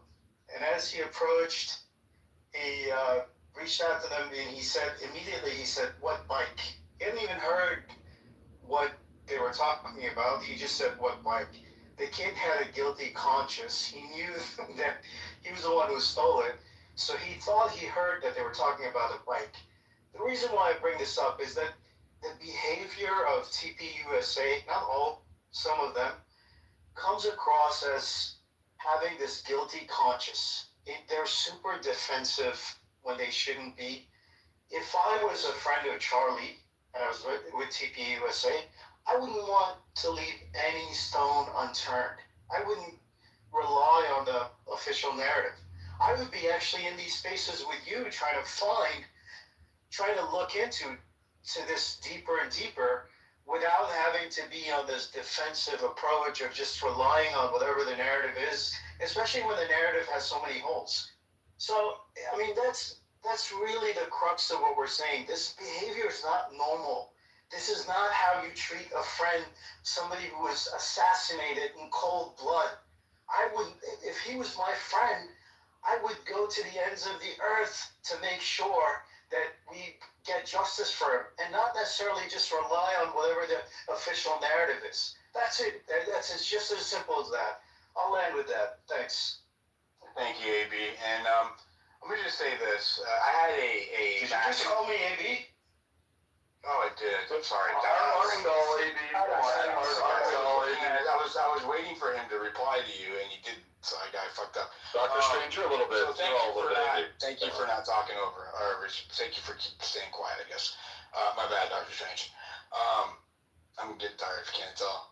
I just want to say this. I had a back and forth with a journalist on this platform, another citizen journalist, and I called him out. He made a post something like, Tyler Robinson is smiling because he knows that if you exonerate him in your head, he'll walk free, which is a very manipulative kind of just statement to make, I think, for a journalist.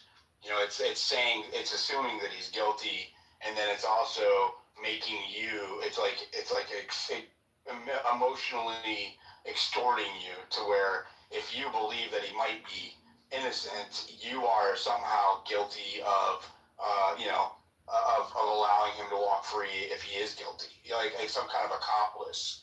And so I called him out. You know what I mean? I was like, is this objective journalism? And he responded, and he's like, yada yada. I'm a journalist. I've been on the ground. I've been in your spaces, and I was like, yeah, you have. But I am open to the idea that Tyler Robinson is guilty of this crime.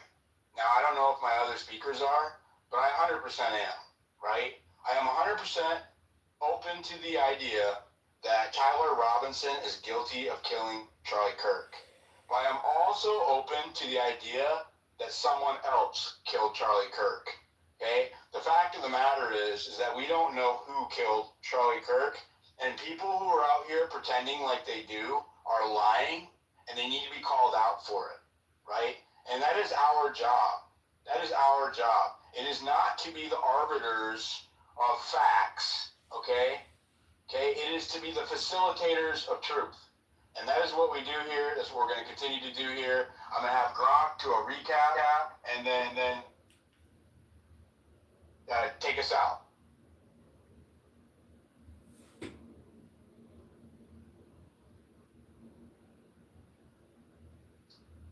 I'm starting over, Gronk. I had you muted. Defenses.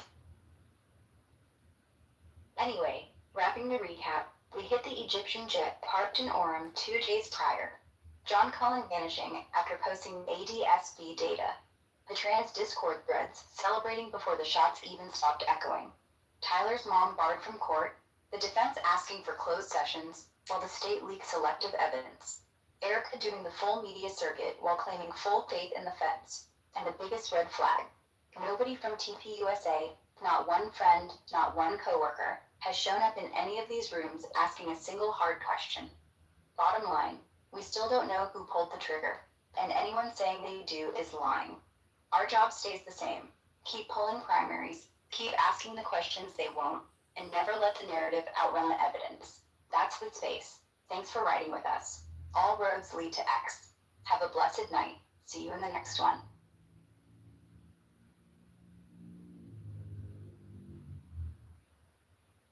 Thank you all for coming. Love ya.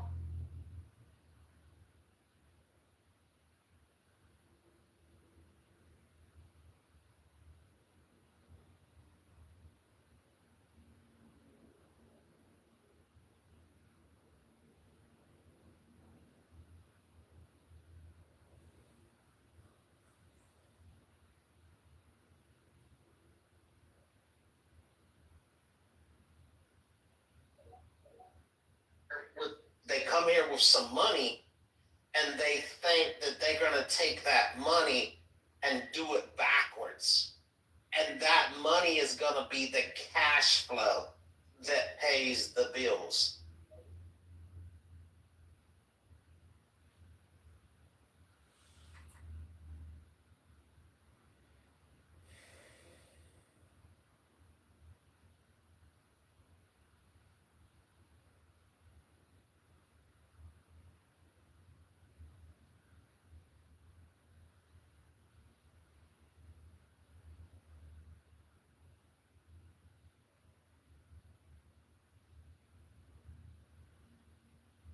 One of the biggest production disasters in film history, Cleopatra. It started with a $2 million budget, but by the time it was finished, the cost had skyrocketed to $44 million. That's around $400 million today. Cleopatra was so expensive, it nearly bankrupted 20th Century Fox. The studio had to sell off assets just to stay afloat. And the film? It wasn't shot once, it was shot twice. Production began in England, but poor conditions forced them to scrap everything and move to Italy. Lead actress Elizabeth Taylor earned $1 million, the highest salary ever paid to an actor at that time. She wore 65 different costumes in the film. The film won 4 Oscars, but couldn't earn back what it spent. Still, Cleopatra remains one of the most extravagant and chaotic productions in cinema history. One of the biggest production disasters in film history.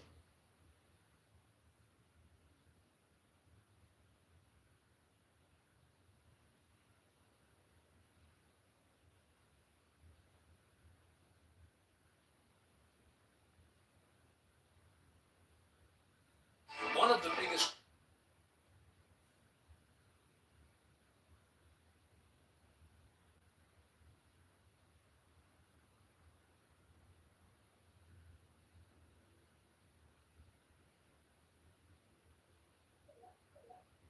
I just saw that Candace Owens said that Erica Kirk, now on her thumbnail on her new podcast from today, she says that Barry Weiss called Candace a liar and Erica did not rebut.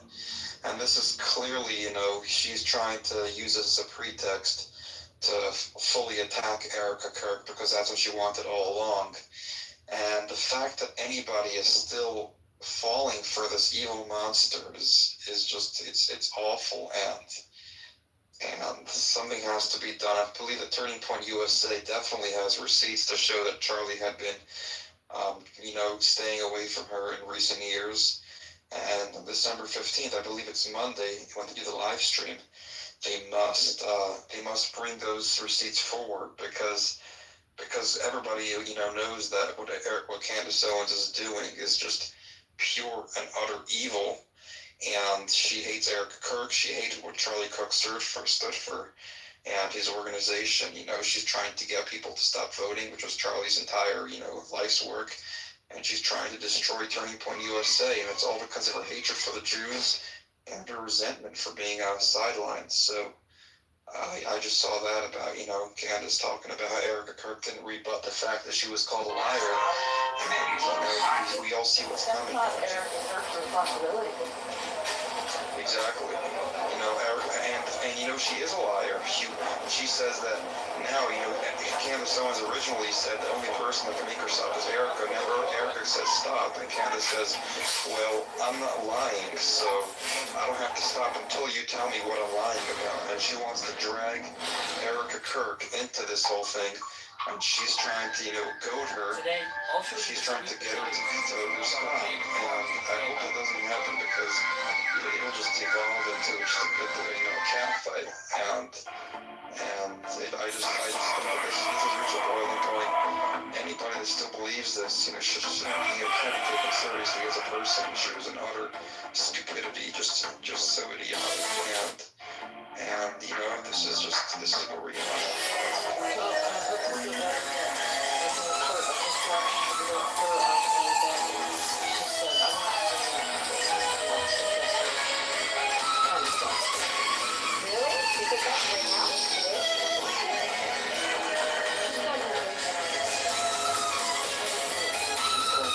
She's not going to get to the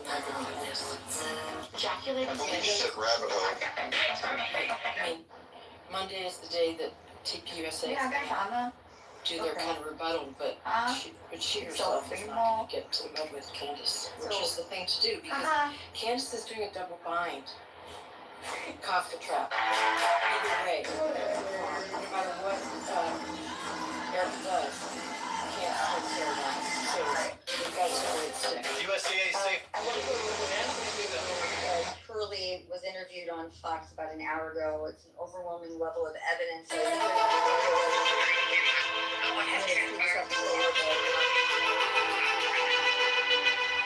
I think right now what we're seeing is what is going to be weighed as just one rule that the transparency of the public and media and everyone knowing what's going on there will outweigh what potentially may be a risk to Mr. Robinson's particular trial. I think that in our world today, and I've said this often, the court system and our laws don't really keep up with technology and media and to be able to weigh those things out and determine whether or not Mr. Robinson will be able to get a fair trial if certain pieces of information are revealed to the public, as we're now seeing in Mangione as well, that those are issues that are being brought to the court's attention. So I think the court's job is to make sure that they allow for as much transparency as possible and give Mr. Robinson the ability for his due process and to have a fair trial and to be able to find a jury pool that will be able to be fair based on what they hear prior to this case coming forward. Now, anything that they're going to bring out at these hearings most likely is going to be evidence in a trial that a jury would hear. Of course, if there's motions to suppress that evidence, that may raise this issue again before the court. But I do think that the court is going to take it seriously, and I do think he will err on being more transparent than not. I thought it was interesting that Judge Graff ruled that members of Tyler Robinson's family would not be allowed to stay in the courtroom during this hearing into what will be released. Brent Tolman, who's with us and we'll see him in just a little while, said, well, that could be potentially because some of the family members may be called as witnesses. And Josh, if they were privy to everything that was aired in those hearings, what could the potential effect of that be? Yeah, that's always a concern. You want to make sure that whoever's present in the courtroom isn't potentially going to be witnessed later on, and it might cloud their testimony. But the other thing I think we're learning about this judge is it's remarkable to me. Every time we've seen him in court, how conscientious he is, how deliberate he is. He always seems to have his remarks prepared. And I think that we see the same thing today when they introduced what they're going to talk about today, and how this first hearing, I think the concern is primarily about courtroom security. That's why it's put under seal originally, and why the transcripts and the recordings have not been released, because it has to do with courtroom security. I could see him keeping that under seal because of that reason, because it doesn't really have to do with facts and circumstances of the case. But I agree with Jonah that I'm hoping today, and I allowing for him to dress down in civilian clothing and not have cameras picture him shackled. And that is an indication that he will lean towards allowing cameras in courtroom, because I think the transparency of this case is so important. We saw in the lead up to this hearing, Erica Kirk talking about conspiracy theories and misinformation that is out there. And the best way to fight that is allow cameras in courtroom so people can see exactly how justice is being served. Jonathan, your thoughts on what has transpired so far? Well, I think that Judge Rath is handling this exactly as he had to. Many of us have been advocates for greater television coverage within these courtrooms for literally decades. And the rule against it is rather dated. Now, it's true that in these preliminary hearings, we expect that much of those hearings is going to be redacted, or the cameras will be turned off. If you're talking about the suppression of evidence, you're probably not going to want that to be aired widely to a potential jury pool. But that has never been a serious problem. We've all seen coverage of trials. Judges have been quite nimble in this respect in determining whether witnesses can be shown or not shown, whether certain arguments, particularly pre-trial, will be made public. But the real question for Judge Graff is, are you going to make this trial available to the public? The framers felt very strongly that trials should be public, and that is reflected in the Constitution. And the reason that they felt that way is unfortunately being borne out with Erica in her objection, that the best way to avoid misunderstandings, to expose any governmental abuse, to expose what occurs in these cases, is for the public to be able to see it with their own eyes. And instead, if you have this lack of transparency, you have these contemptible conspiracy theories that spring up, particularly now on the internet. And this is a way to combat that, to allow greater transparency for all parties involved. All right, good thoughts, Professor Turley. Jonathan, stand by. Donna and Josh, stand by too, because we want to bring in Brett Tolman. He's the former U.S. Attorney for Utah, also the Right on Crime Executive Director. Brett, good to have you with us. Good observation with the judge potentially excluding the family because they may be called as witnesses at a future point. In terms of the coverage of this trial and transparency, Erica Kirk has a couple of different reasons. One is all these conspiracy theories that are out there, and whether or not people from Turning Point USA were somehow involved. And then the other is almost kind of like an eye for an eye. Listen to what you told Jesse Walker's back in the 50s. There were cameras all over my husband when he was murdered. There have been cameras all over my friends and family mourning. There have been cameras all over me, analyzing my every move, analyzing my every smile, my every tear. We deserve to have cameras and let everyone see what true evil is. So she's making the point that everything about her husband's assassination was very, very public. Why should the man accused of perpetrating it be shielded from public view? Well, she makes an incredible point. I mean, the reality is, what we're analyzing, John, is can you preserve constitutional protections, due process, and a fair trial with cameras in the courtroom? And I'm afraid that the old arguments don't really apply. The strongest argument that many have argued is, well, it turns it into a circus. You have lawyers that want to become actors and judges, and perhaps the O.J. Simpson trial was something that jades that view. The reality is, though, this is something that is needed in order to achieve justice, because you do have to have the public as part of this, and that's why you open courtrooms. Jonathan Turley's absolutely right. They got contemplated opening the courtroom and for citizens walking in. They sat in the rafters and the galleys and everywhere else. They sat and watched trials occur. Now we have media that can accomplish that to a greater extent, and it needs to happen in this case. Yeah, Brett, standing here in New York, we're watching this tape playback on the screen right now of the moments before we heard from the judge. Heather Robinson, 22 years old, sitting with his attorneys, and he appeared smiling and even laughed at one point. And Jonathan was making the point that, oftentimes you see this, the accused criminal separating himself, being able to separate himself from the crime. I wonder if you could just further weigh in on that, as you have obviously seen courtrooms like this many times. Yeah, and Sandra, the thing that is so easily forgotten are the victims in the case. And so you work as a prosecutor, you work as a defense attorney, and it becomes your day in, day out. And let's face it, they're seeing a more human side to Mr. Robinson. Okay, I was looking. They said that there's an unbelievable amount of evidence. This is an overwhelming level of evidence. So they didn't reference that here. If anybody knows what that's in regards to, I'd love to know. Accused in Charlie Kirk's killing chuckles in courts during first in Pearson hearing. I don't care.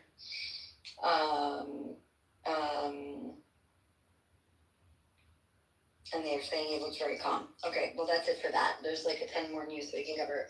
Carolina, I saw what you sent me. Is there something else going on that you need me to call for? right now, or I just open? It was, but I told him to postpone, and then the screenshot that I sent you was specifically because, like I said, that list they're attempting to leak that list to the people that subvert TPUSA, specifically the groypers and the crazy crowds that are trying to go and get in the rooms with these people. So I'm hoping that the hotel lobbies that are listed on those lists are pretty well aware of who these people are. So we just need to make sure that You need the hotel security, not lobbies. right, the security of the hotel, the security of the event, everybody needs to be on the same page because again, one particular young lady that I was managing, had all these horrible things, being said and bad press. It's a call for disaster when you have a bunch of, young people going to an event like this and they're just thrown in a hotel, These are the kids. This is the kids list. So the way that it works with TPUSA is every student gets accommodations. Right. No, I know, but the list that we were talking about is the kids list, right? Not the adult guests that are coming. No, the adults have to be independent with their own lodging. So yeah, that's it. But I do have the names of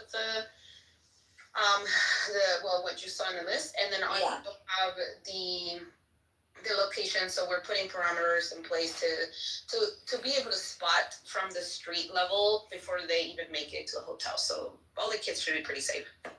Okay, good. Hey, Bree, how are you?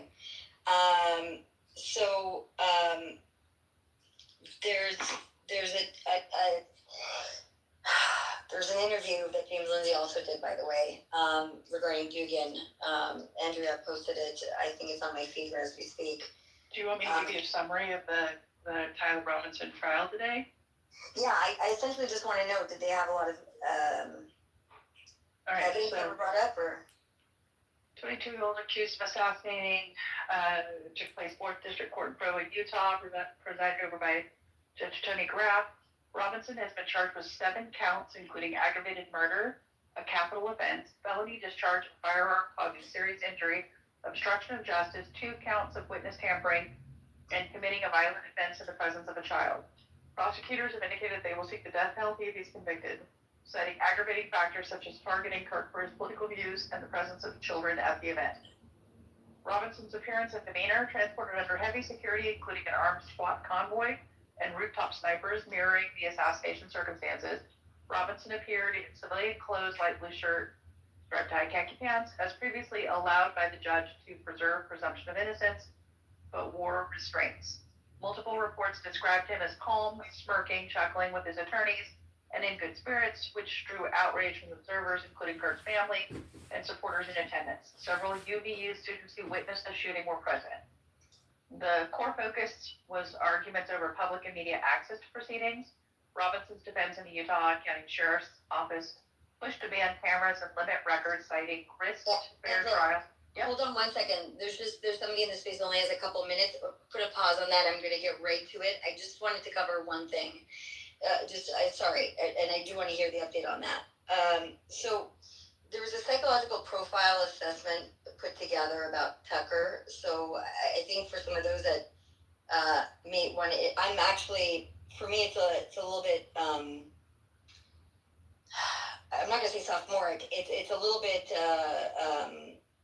of a lesser version of the level of complexity we've gone into. But in general, for those to kind of understand the psychology of what's currently occurring with him, because I know many people are going back and forth, and what's the objective.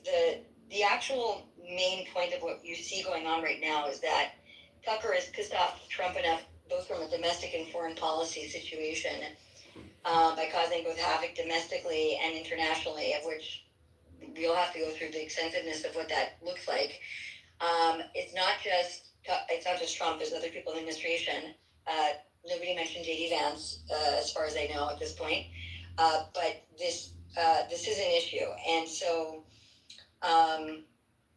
somebody had created stuff, something based initially on some of the things that I had shared, and this is all mostly open source, so nobody should feel conflicted about anything. But let me just pull this up. I just wanted to kind of go through a little bit just of the key points, just for people that are going to be doing media and to try to figure out what's going on and why this is of concern. I was going to do this in a second when I had Barbie here, but I'm sorry. Let me just see something. 1 second.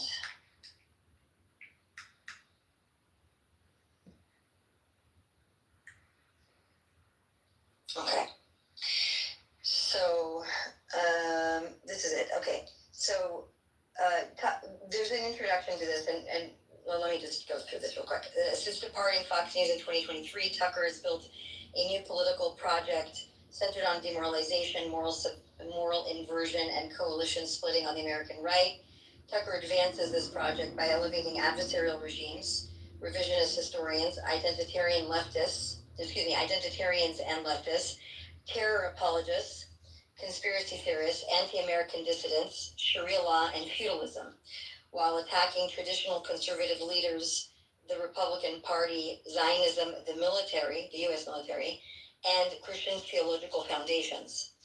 Through soft platforming, selective agreement, and unchallenged interviews, Tucker mainstreams narratives that recast America as corrupt, its history fraudulent, its institutions malignant, and its allies malevolent.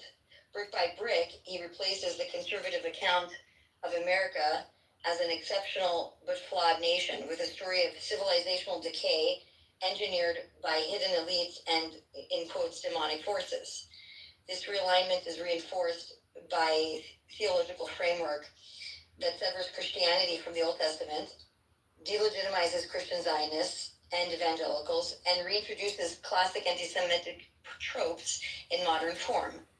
The result is a worldview that fractures the Judeo-Christian moral narrative that has historically anchored the American right. Ultimately, Tucker is pursuing a divide and capture strategy that mirrors the far left's internal takeover of the Democratic Party. This is the left views ideological purity tests, moral inversion, and factional pressure to reshape its coalition. Tucker is now pressuring conservative leaders, institutions, churches, and media figures to choose between his new radicalized audience and the traditional coalition that was anchored the movement. The following is some examples. Yes, the person that sent me, yes, I will send it to you. I'll send you actually a better and improved one that I'm afraid, but I'll send you that as well, yes. Sorry, let me just pull this out. Okay. Hold on a second. I logged out. Yes. Yeah. Speaker panel. What'd you say? I don't see our guest in the speaker. Yeah. She's there. She's just, yeah. I mean, if she wants to request. Just drop out and come back in because I don't see the panel. Oh, I see what you're saying. Well, she's not a Hey, speaker. did you see the list that came out for TPUSA? The one that Caroline and I know that you know already, but like it's a huge group of people. I am sad that Tim is not. I saw his Tim Pool's discussion on how he ended up backing out. That was disappointing all around. I think sad. Probably a lot of he has different thoughts, but he looks at it in a massive way. I clearly get that lifestyles. They're developed by dietitians and pure chefs who are actually good. And they're ready to I don't have these meals, protein shakes, and sure.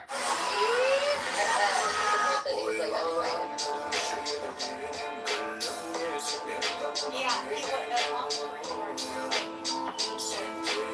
up for speaking to this list of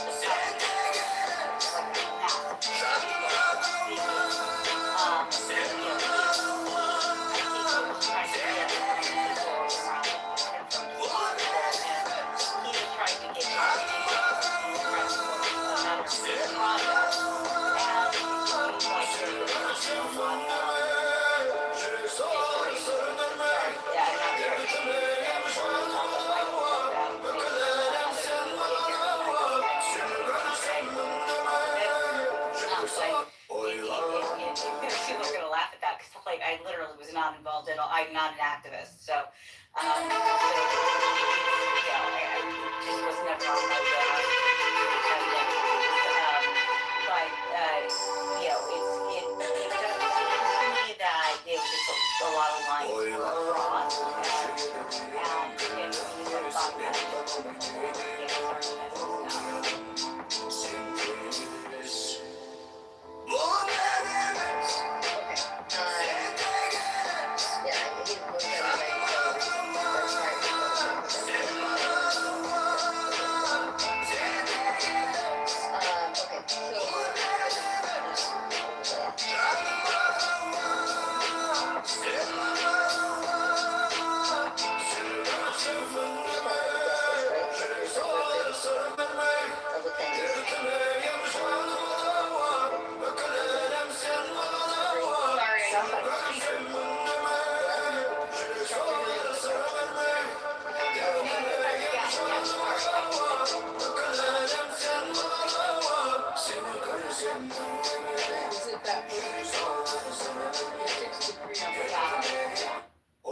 God forbid you want to. Okay. Yeah, I figure there's gonna be a lot, so I'm not. I really don't care. It's the subversive ones. Those are the only ones I worry about, you know. So, okay. So let me just go here. Okay, so and every time you cut into something, it like loses attraction. But okay, so Tucker's demoralization playbook, delegitimizing American values and institutions.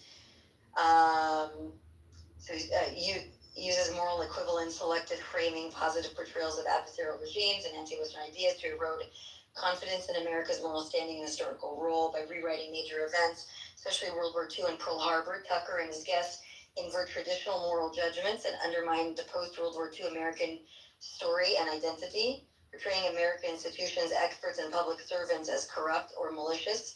He creates a pervasive us versus them frame to delegitimize core American institutions. Wielding religion as a wedge, Tucker applies selective theology and purity tests to fracture Christian coalitions. He detaches Christianity from its Old Testament foundations and undermines the modern biblical framework.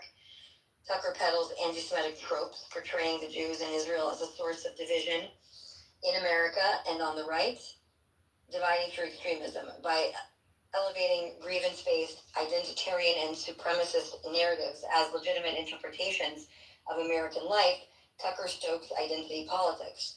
Tucker launders extremist and adversary-aligned narratives, normalizing fringe, identitarian, or authoritarian viewpoints through soft interviews and plausible deniability. Manipulating reality and forcing loyalty and mendacity.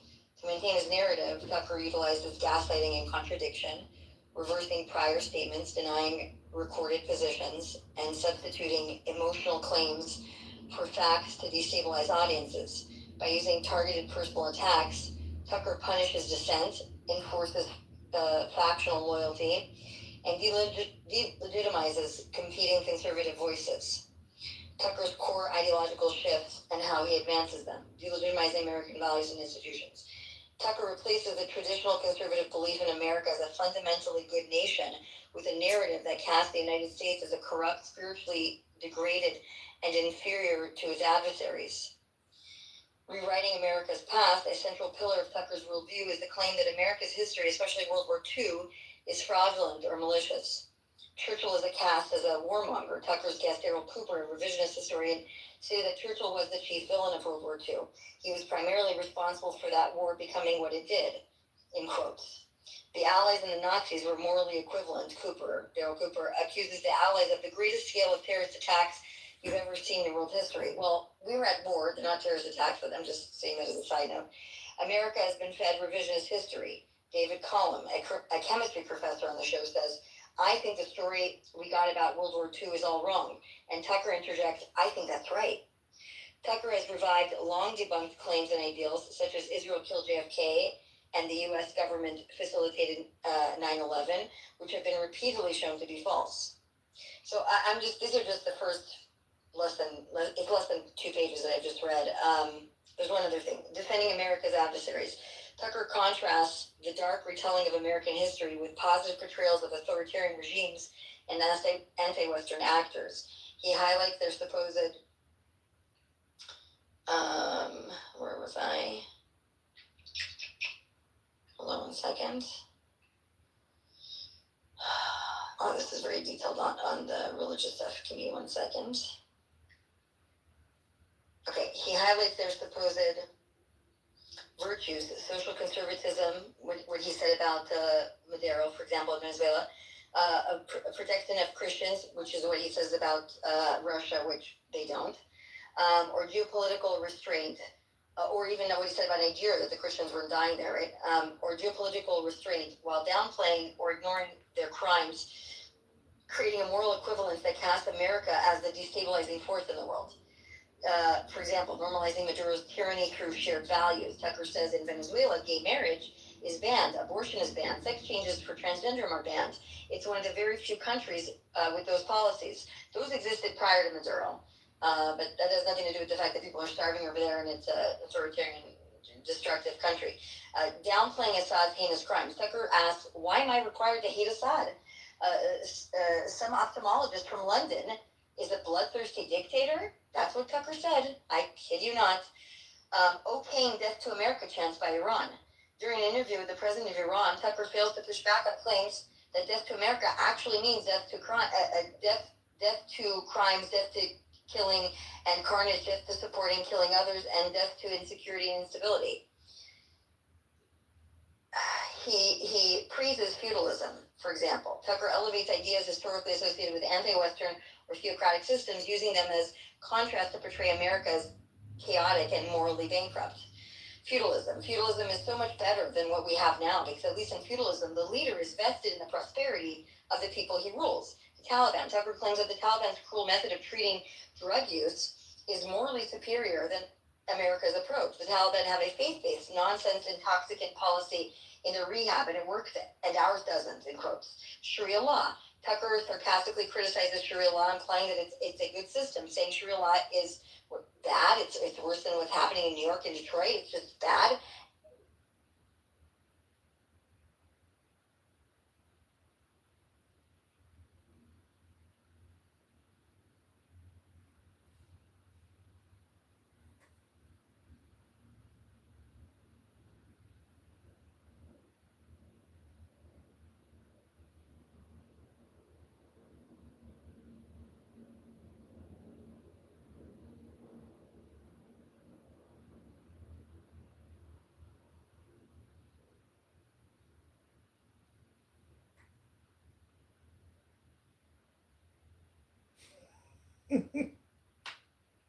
Fuck.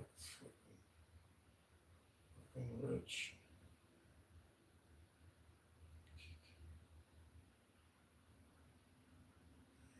You got the keys? Give him the keys. Tell him.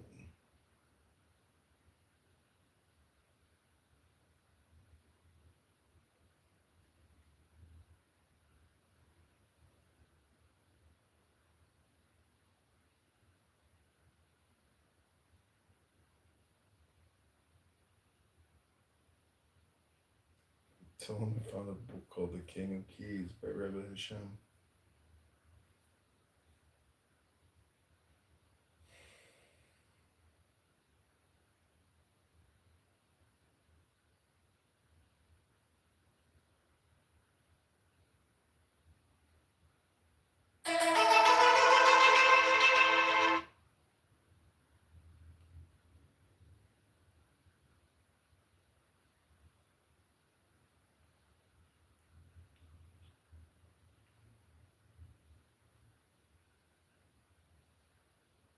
Someone's gonna kill me. She says none of those messages exist. What the hell is he doing with his cell phone?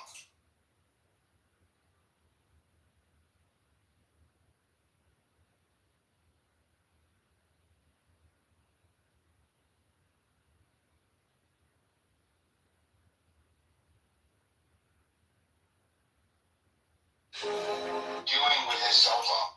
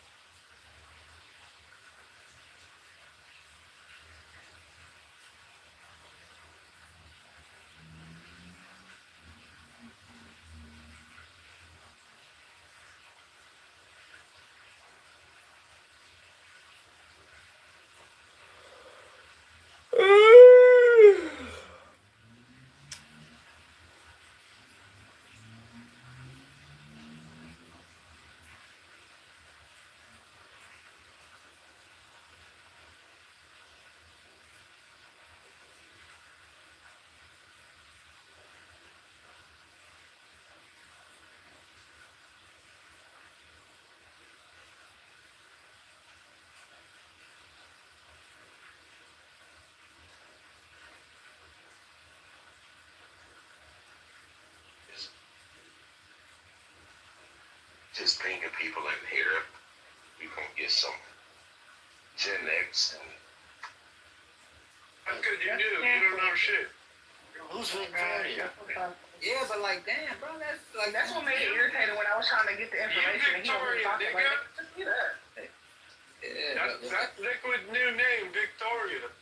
Yeah, well, I said I didn't want to have it. You forced me. Nigga, could it be that's why they? Could it be that? Bobo, could it be that's why they fight with you? Could it be because like even the ones who are on your side find it to be insanely difficult to communicate with you? Yeah. I don't have any issue communicating with her. Thank you. Buttercup, you know who Alexander Solzhenitsyn is, right? Oh my god. Yes, no? He is annoying, Goofister. She's not lesbian. Yeah, he's annoying because he's trying to talk about the He things. doesn't shut the fuck up. He talks so much and he's so long-winded. He doesn't land a point. He goes on and on and on, and his fixation is demonizing. But he can't land the point because it will never land because they're not even It listening. takes so long. I've had many conversations with him. I literally can't have another one. But you were just doing that about the Trotsky house, even though no one mentioned the Trotsky house. Well, you were mentioning Bolsheviks, and Trotsky is a Bolshevik. He's Yes, sort of we the. did. Was it?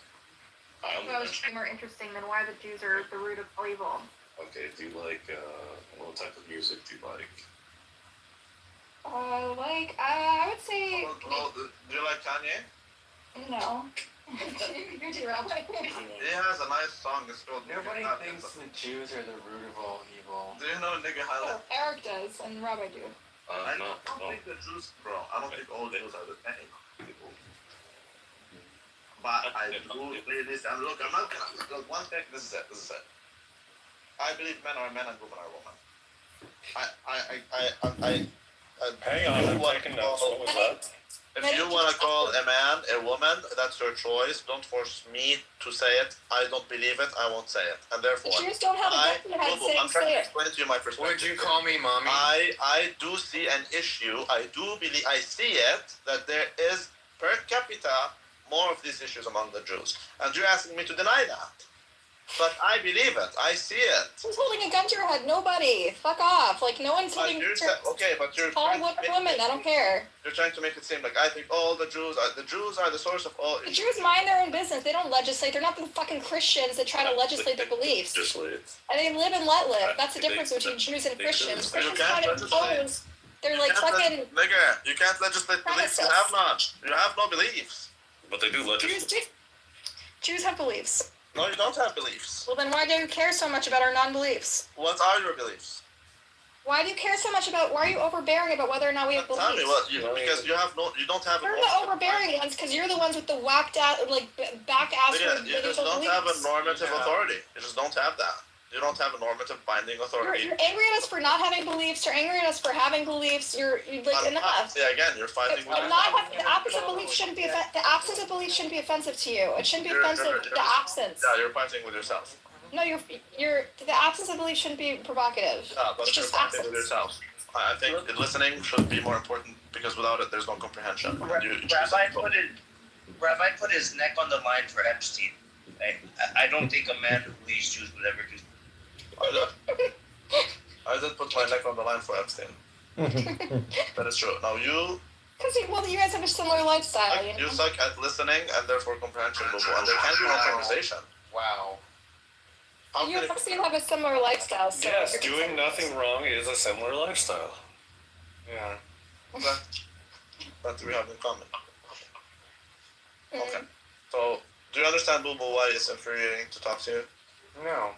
I'm just sick of this conversation. Everywhere I go, I get cornered by you fucking retards. No, everywhere you go, you corner yourself because you don't listen to what people say and you turn it about you being a victim and you being attacked when no one's attacking you. We're just trying to have a convo.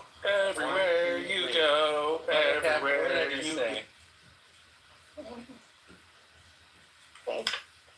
Buttercup, what did I just say? Everywhere you go? No, that was somebody else. What did you say? I said 1, 2, 3. I'm trying to help you. You must be high or something.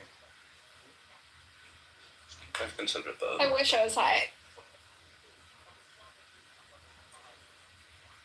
Ping in our dealer, Bobadilla. Anyway, the next time you get high, you should listen to Tchaikovsky or A Little Nutmeg, dude. My Mozart. Who did Peter and the Wolf? Peter and the Wolf. I don't know. Who did Benny and the Jets? But Benny and the Jets. What are you talking about? What is that? I don't know what that is.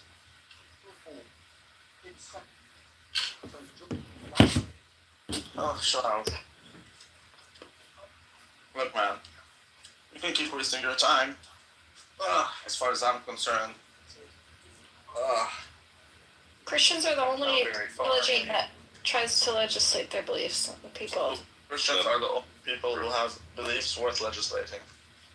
That is true. That is true. That's number one. Number two, Christians are the only place who allow you, with all your degeneracies, to exist in this society. Number three, Christians are the only people who accept you without judging you, hurting you. They're the only people who give you equal rights. The only reason... They're not judging you. Okay, the only reason why you're not fucking, like, what do you call them? Cuffs are not the sexual ones that you like. The actual cuffs, like working in fucking landmines like a nigger. The only reason why you're not like that is because of Christian people. I just hope you understand. That's true. No, it's because of the union. Thank you. Thank you for rescuing humanity. Well, He works for a union. It's part of a union. Shit. Imagine legislating Sanhedrin 54B. Abuela, is that your real foot? Where's Mama Jazzy? With my foot, yeah. You have like a decent looking foot. Thank you very much. I don't even wear socks in my shoes. You should start an OnlyFans. An OnlyFeet. Okay. You hear that voice? One of the biggest barriers is, of course, skill. Buttercup said she'll flick her beans in my feet. Yeah. About AI and tech and drugs. I think she would, although I think she talks the talk, but she doesn't really walk it. I can move my big toe really quickly. Yeah. Can we rotate and vibrate? LOL. What do they call the... What do you... Well, are you 100% gay? You know how the prisoners have... Yeah. The prisoners drag like a big ball of... like a cannonball, right? What do they call that? What? There's like I don't know if it's not a cannonball, but it's like a big cannonball that's tied to the prisoners. Oh yeah, it's a ball. It's like a I know what you're talking about. A ball and mace. But I don't think they Ball have. chain. Yeah, exactly. So Boo Boo, the only reason is you're not dragging that Boo Boo is because you're gonna be dragging these nuts. That's why. That's exactly why. Oh, did you guys hear? John the Baptist and Winnie the Pooh have the same middle name. John the Baptist and Winnie the Pooh have the same middle name? Yeah, that's very funny. How does that even make sense? Oh, child. Dumbass. Oh, dumb. Yeah. But they do have the same middle name. Well, that's not a middle name, that's a title, so. Yeah. Anyways, Buttercup, all I'm trying to say is some chains unchain you, and once you gather enough wisdom to comprehend that, you will come to terms with the truth. What will unchain me from your ball sack? Well, no, in this example, these nuts unchain. Where do I get the key? I need to find it. I need to get. It's like starting to become a birded. What kind of chain unchains you? The key, these nuts. Unconnects you with all these falsities. I don't see how that works. You don't see it because you didn't try it. Okay. Let me give it a shot. That's what it is. Oh, bro. You guys, you're retarded.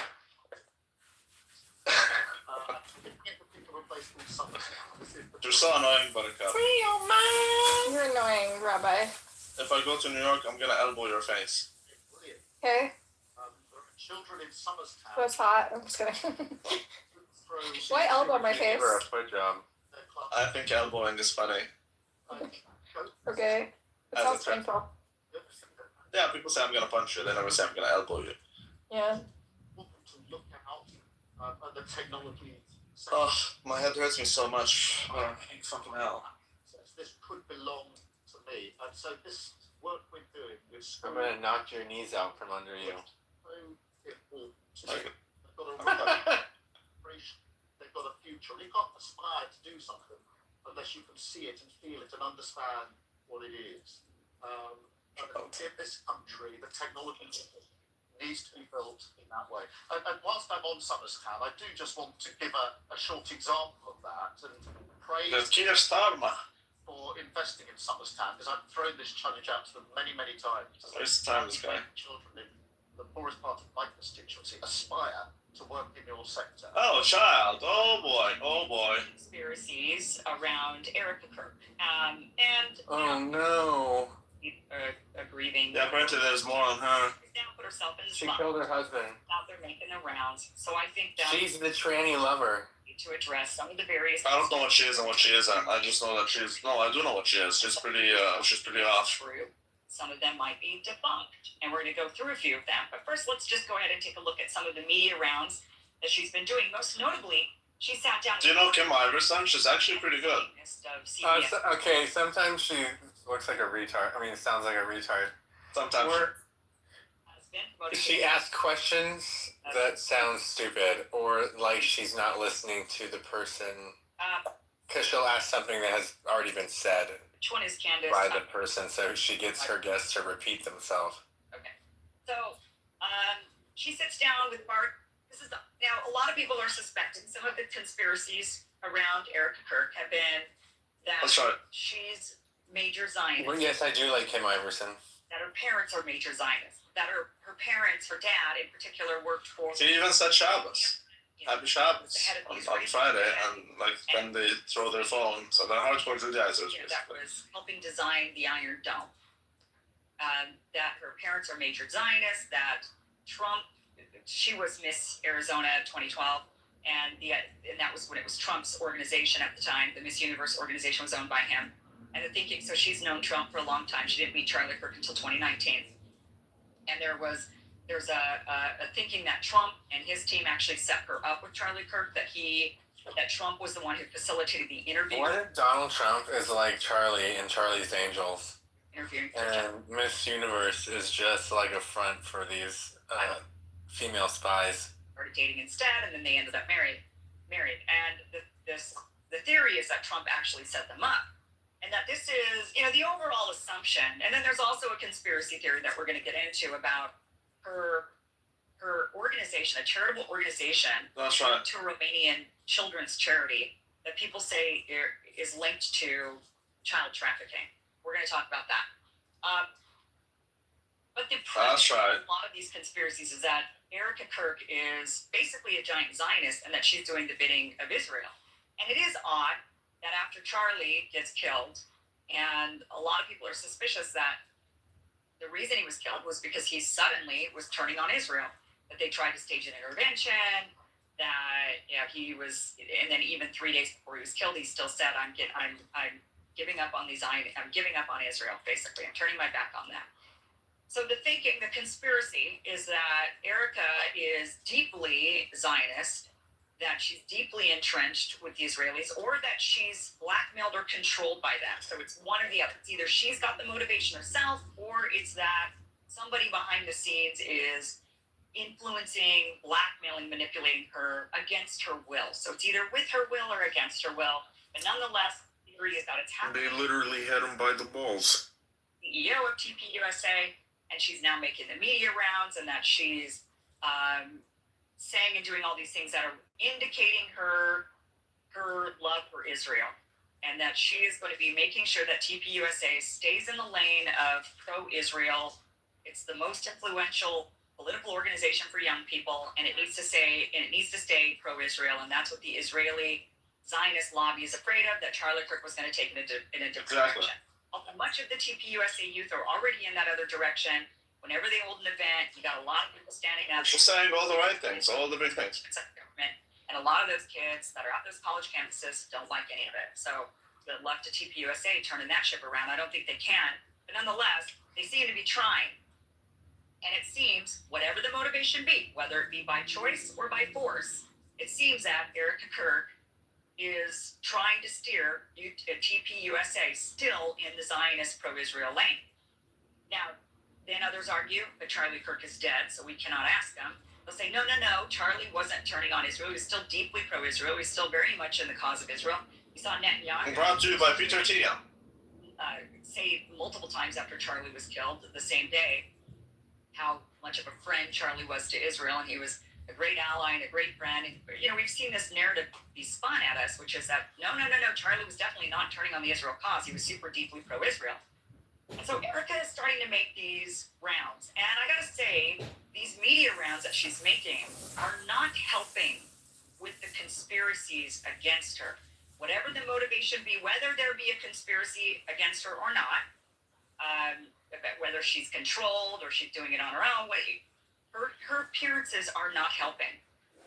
First of all, to sit down with Bari Weiss, the head Zionist of all Zionists, who was just installed at CBS News by the Ellison family, and she's been accused of being a Mossad agent. Then she sat there and did that stupid interview where she's like, "Oh, so you're Mossad? So what's Mossad exactly? I get accused of being Mossad, but what's Mossad?"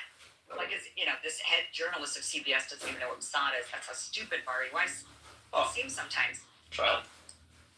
She's made a lot of dumb statements. I don't think Bari Weiss is stupid, but I do think she's made some really eyebrow-raising comments. But nonetheless, Erica sits down with Bari Weiss. That's alarming in and of itself. I think anybody who sits down with Bari Weiss, you got to think they're probably pro-Zionist, because Bari wouldn't platform you unless you were. So here's a clip from her interview with Bari Weiss talking about Candace Owens. Podcaster Candace Owens, okay? At one time, a friend of Charlie's. At one time, an employee of Turning Point. She has been one of the main peddlers of these conspiracies, and she's making a huge amount of money on it. She is building her business of these lies. What do you want to say to her and the other people that are putting these lies out into the world right now? What a great neutral question. That's it. That's all I have to say. Stop. The way she says it also, stop. She looks at her like, we're gonna kill you too. Oh, child. If I can kill my husband, I can kill you too, bitch. Who does this lady's makeup anyway? It's like a ghost. You don't need. Oh, really? I like her makeup, but I like girls with makeup. Those, the mascara, like she's crying all the time. That's right. I'll take her to a club like that. The man accused of killing her husband. Maybe she. Pretty weird for a widow, right? She knows he didn't do it. Something to think about. Okay.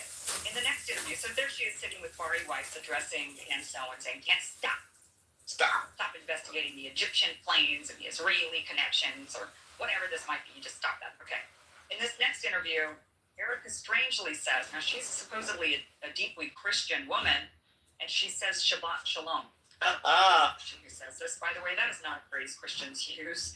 Spooky. But we all use it. last saying it.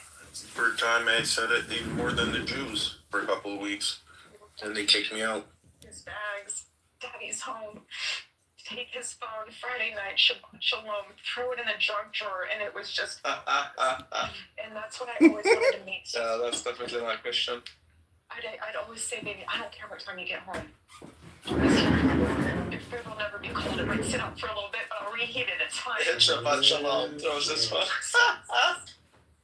I love Tyler Robinson. Wait, did that lady really say Shabbat Shalom? Why? Because Kirk? Throw the phone away. Yeah. Because she's employed by the Jewish. She's a Shabbos goy. She's trying to like plant conspiracy theories. Get mad. It's so easy. Wait. Listen. Okay, super weird to just throw in that Shabbat Shalom in there. I mean, did Charlie Kirk Who's really edited? put his cell phone in a drawer and say to Can someone check the original tape? It's there. I see it. And why? I mean, if you are doing, I mean, that just goes to show how deeply rounded you must be. I mean, even if maybe he did say that every time on Friday, and you'd be like Shabbat Shalom to people on Fridays, even though he's totally a Christian. That just shows he was like so deeply surrounded by people of the Jewish faith, And then, Zionists. I mean, you just sit there and think, so was he just totally surrounded and he didn't have very many Christian friends, and so it just kind of became habit to say? Or did she just drop that in there to signal that, yes, I'm still, I mean, obviously Shabbat Shalom, there's plenty of Jews who say this who are absolutely anti-Zionist and hate Israel and don't want to have anything to do with the country. But nonetheless, it is a strange thing to be saying suddenly in an interview, and it's like you're signaling to the Zionist crowd, I'm still here and I'm still with you. She then talks a little bit more in a different interview, and these are all interviews she's been doing over the last week. She's just been making the media rounds. She's promoting her husband's book, and the book is about him honoring the Sabbath, which he did on Saturdays. Another strange thing. That's the Jewish day. The Muslims do it on Friday, the Jews do it on Saturday, and the Christians do it on Sunday. It's very strange that Charlie Kirk would celebrate it on Saturday. It's just all things that just are really odd. But she talks about how they honored the Sabbath. Apparently, you guys used to actually run phones out for his birthday. Yes, Charlie would honor the Sabbath, and that's his last book he wrote, Stop in the Name of God. It's all about honoring the Sabbath. And he had to, it did not happen overnight. This is something that he leaned into.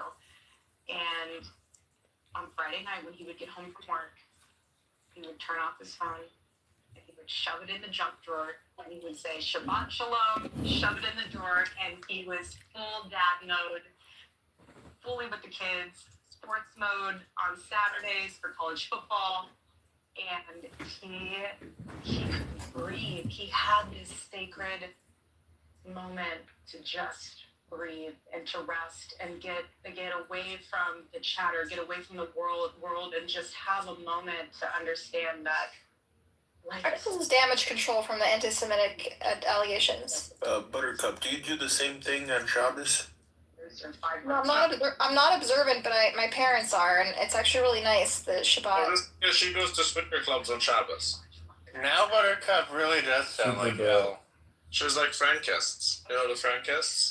She also... Or unless she uses VPN to navigate around Shabbat laws and has an Australian VPN. Shabbat is really nice. If you have dinner party on Friday, and then you turn off your phone. It's good to turn off social media. I don't know. I wish I did it. And I remember looking behind me. But I think she's just doing damage control because he's an anti-Semite. I'll tell you who doesn't do it. Jeff, the Jew on Clubhouse. And as a typical mother, she said, go and say hi. And I called him out. Who's Jeff the Jew? I don't do it either. He's a Jewish guy named Jeff. Off like a crazy. Oh, I mean, I think most... I love Jeff. That ended up being Charlie. Oh, I know Jeff, the guy with the wife beater. Yeah, tell him I said Shabbat Shalom. He hates me. Just like Jay hates me for no reason. They just decided every time they see me, they curse me. Yeah, because Jay hates you? What? Yeah, J-Lo hates me. Mama Jay, I love her. Yeah, we all love I don't know why she hates me. I told you a million times why, and you refuse to listen. No, I know why. You're right. That is why. She's got a bad because I'm a capo. I'm mean to Israel. That's not why. You're impossible to talk to, that's why. It is, you are impossible to talk to. You were on my side an hour ago. No, I'm just playing. With them. Now I don't know. I know she met him with Charlie, but she might have even met. I won't accept their Jesus Christ is my savior, so I'm impossible to talk to. You're put out there, and he says, "I have J-Lo's Charlie." Okay. Jesus Christ. Who said Jesus Christ is your savior? Unless I accept your weird, hateful branch of Christianity, you say I'm impossible to talk to. I don't know of any other Christianity that doesn't have Jesus. Their rabbi and bishop, their Christianity is especially hateful. They have two different kinds of Christianity. I know, but those are two strains of it that are really hateful. All the fundamentalist Christians are hateful as fuck. Yeah, we're very hateful. Tell Jeff the Jew, the evangelical rabbi says Shabbat Shalom. Rabbi, check your message. And in Charlie, a lot of people people aren't saying that I wasn't involved in some way. Maybe he was, maybe he wasn't. But what we do know is that the official story we've been fed, it's full of holes. People are not buying it. We're trying to, I see it. It's so funny. Number of cell phones. It's so funny. To foreigners, disproportionately Israeli. Then you got these Egyptian planes and. Who's the narrator? Who's the show? What show are you watching? Like Kim Iverson. Maybe they made stops in I Israel don't know who that is. and went on. They had some kind of moments where they disappeared on the tracker and stuff. So there's all these really strange things. And then there's this kind of doubling, tripling, quadrupling down of like, oh, Shabbat Shalom. We love Israel. We're still, and just stop. Just stop. Very, very strange. Okay. So that's why there are a lot more conspiracies around Erica Cook. People that are saying, let's look more into her. And I think a lot of us have been like, let's give the grieving widow a moment. But she's now putting herself out there, doing a lot of different media rounds. And so I think it's fair now to maybe take a look at some of the conspiracies. So let's start off with her parents. The claim is, have you ever looked into her dad? Carl Kenneth Bransby. I don't know if I'm saying her maiden name right. But her father worked. The updates to the website is amazing. I love the DEI hires. Yeah. Shows progression. Yeah, the AI is no longer working though. We need to, it just needs to let it work. He does work in the defense sector. Every time I update the website, it shuts down the AI, so I have to fix it. I love how it glows DEI. Go check the contributions page. I'll check that out. Or any of that. He's now dead, by the way. But there's no link of him and this claim that he was the head of I love it. Montani. Where are the DEI hires? And so it doesn't look like his internet. You should be on the website. I'm surprised it isn't. Culture enrichment, kosher sex. Oh my goodness. I know I should be on the website. Oh my goodness, they put Danny on it. Danny is on this thing and I'm not? My goodness. Mom, actually, kind of a defense contract. I mean, she's very. We could probably get FTOs to sell feet pictures on the website. She's actually in the government.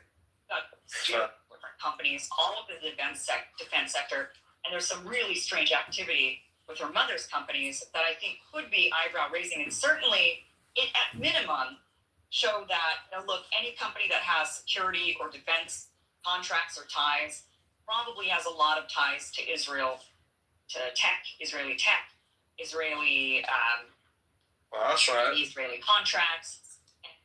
Probably wouldn't want to piss them off. If you're in the defense and surveillance sector, you're heavily tied in with the Israelis. So you don't want to upset anybody. You don't want to lose your funding. Now, this is Erica talking. This is back in 2020.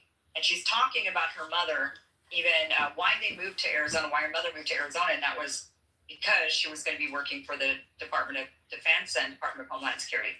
Can I ask a question? This might be off topic. How did your mom choose Phoenix? So she chose to move to Phoenix from Ohio because there was more of an opportunity for a female business owner out here, especially from the standpoint of she was getting involved with the government, so Homeland Security and Department of Defense. And so she had other business partners that were out here that were already in that industry, even one that was a mentor of hers. So it was really convenient to be able to come all together in one place to really have that. But my father ended up moving out here as well because my grandparents had a home out in Sun City. And so it took a little bit to get everyone out here. It took several years, but by that time everyone was out here, so we had a little bit more family than just us. Okay, so we know now her mother did work in the Department of Defense and Department of Homeland Security. That was confirmed by Erica. But also look at her LinkedIn. This is Lori Fransby, and she's the chairman and founder of AZ Tech, of G Tech, of E3 Tech, master's degree at University of Cincinnati. So she at least has these three heavily tech companies that are heavily involved in defense sector contracts. Not only that, but she also is on the board for another company called Superfeed, which is interesting. But before we go to Superfeed and what's kind of strange about that one, these companies that she has, they're all very much tied to defense contracts. Her own security company, the website says Joint Service Achievement Medal for classified operations during Operation Enduring Freedom and Operation Iraqi Freedom. Okay, so she's clearly heavily in the defense sector, got a lot of contracts with the defense sector. The company that they said that Erica's dad had founded was ATEC, or AZTech, sorry. And no, he actually just worked for Erica's mom. Oh. So he was actually a subordinate to Erica's mom. At least that's the research. That's what it came back at. It's a little bit confusing because I know that they did divorce at one point, but I don't know if he still worked for her mother's company after they had a divorce, or did he work for the company? And then when they got divorced, he stopped working there. Yeah, I'm not really sure what that is, but from the records of what we could find, the dad also worked for AZTech, but he was not the founder and CEO of AZTech. He was instead in a lower position than her mother. Her mother's the founder and at one point CEO. So here's another thing that was a little bit strange. So Superfeed is it's a company that's often heavily connected to TPUSA. A lot of people kind of view it as one of the same as TPUSA, but it's not. It's actually a separate company. And Superfeed basically is a company that gives campaign campaign apps to candidates, and they kind of white label it. So a candidate that TPUSA maybe is backing, they say, we got an app you can use, and you can put your whole campaign on this app, and it makes it great for campaigning and yada yada. And then the candidate then gets this app, gets the technology for the app, and then puts their own logos and puts their own messaging on it, whatnot. So it just kind of looks like it's individual for each candidate, but they run on the same text. And Erica's mother is on the board for Superfeed. Well, Superfeed was involved in this really strange scandal, and we don't really know what exactly happened, but Carrie Lake there was a bribery scandal involved with Superfeed and Carrie Lake, and apparently they basically had tried to bribe her to stay out of the race, out of the Senate race. They wanted her to not run.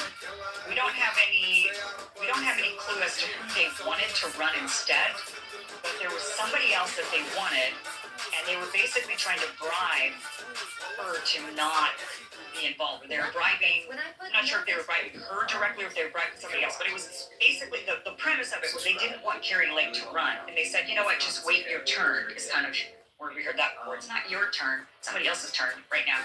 And so they wanted her to step aside and let this other person run. And Carrie Lake ended up exposing the whole thing. She recorded a conversation, and she ended up exposing it. And the guy that was involved had to ultimately step down from Superfeed. Now, Erica Kirk's mother never made a statement about this. There's nothing on record about her saying anything. But it just goes to show, I think, with the mother being on the board of this company, with these donors being very large and involved in Superfeed to the point where they could actually tell certain candidates like Carrie Lake step aside, it just goes to show how powerful and how politically influential a company like Superfeed is.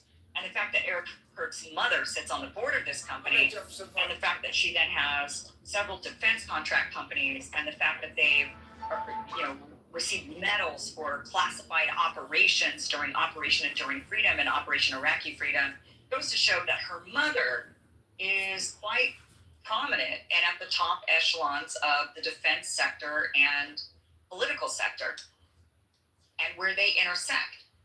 And I think it's an intriguing question to ask, which is, okay, if you are at the top levels of politics, which we know is all the Republicans are bought off by AIPAC, for example, and if you are also at the top defense, if you are dealing with lots of defense contracts and have many defense companies, then I think it's a fair question about what do you think about Israel and why? Is it because you have deep held religious beliefs and you're just a Christian Zionist because of your beliefs? Or is it because you've got a lot of money in the game? Or is it because you're heavily invested?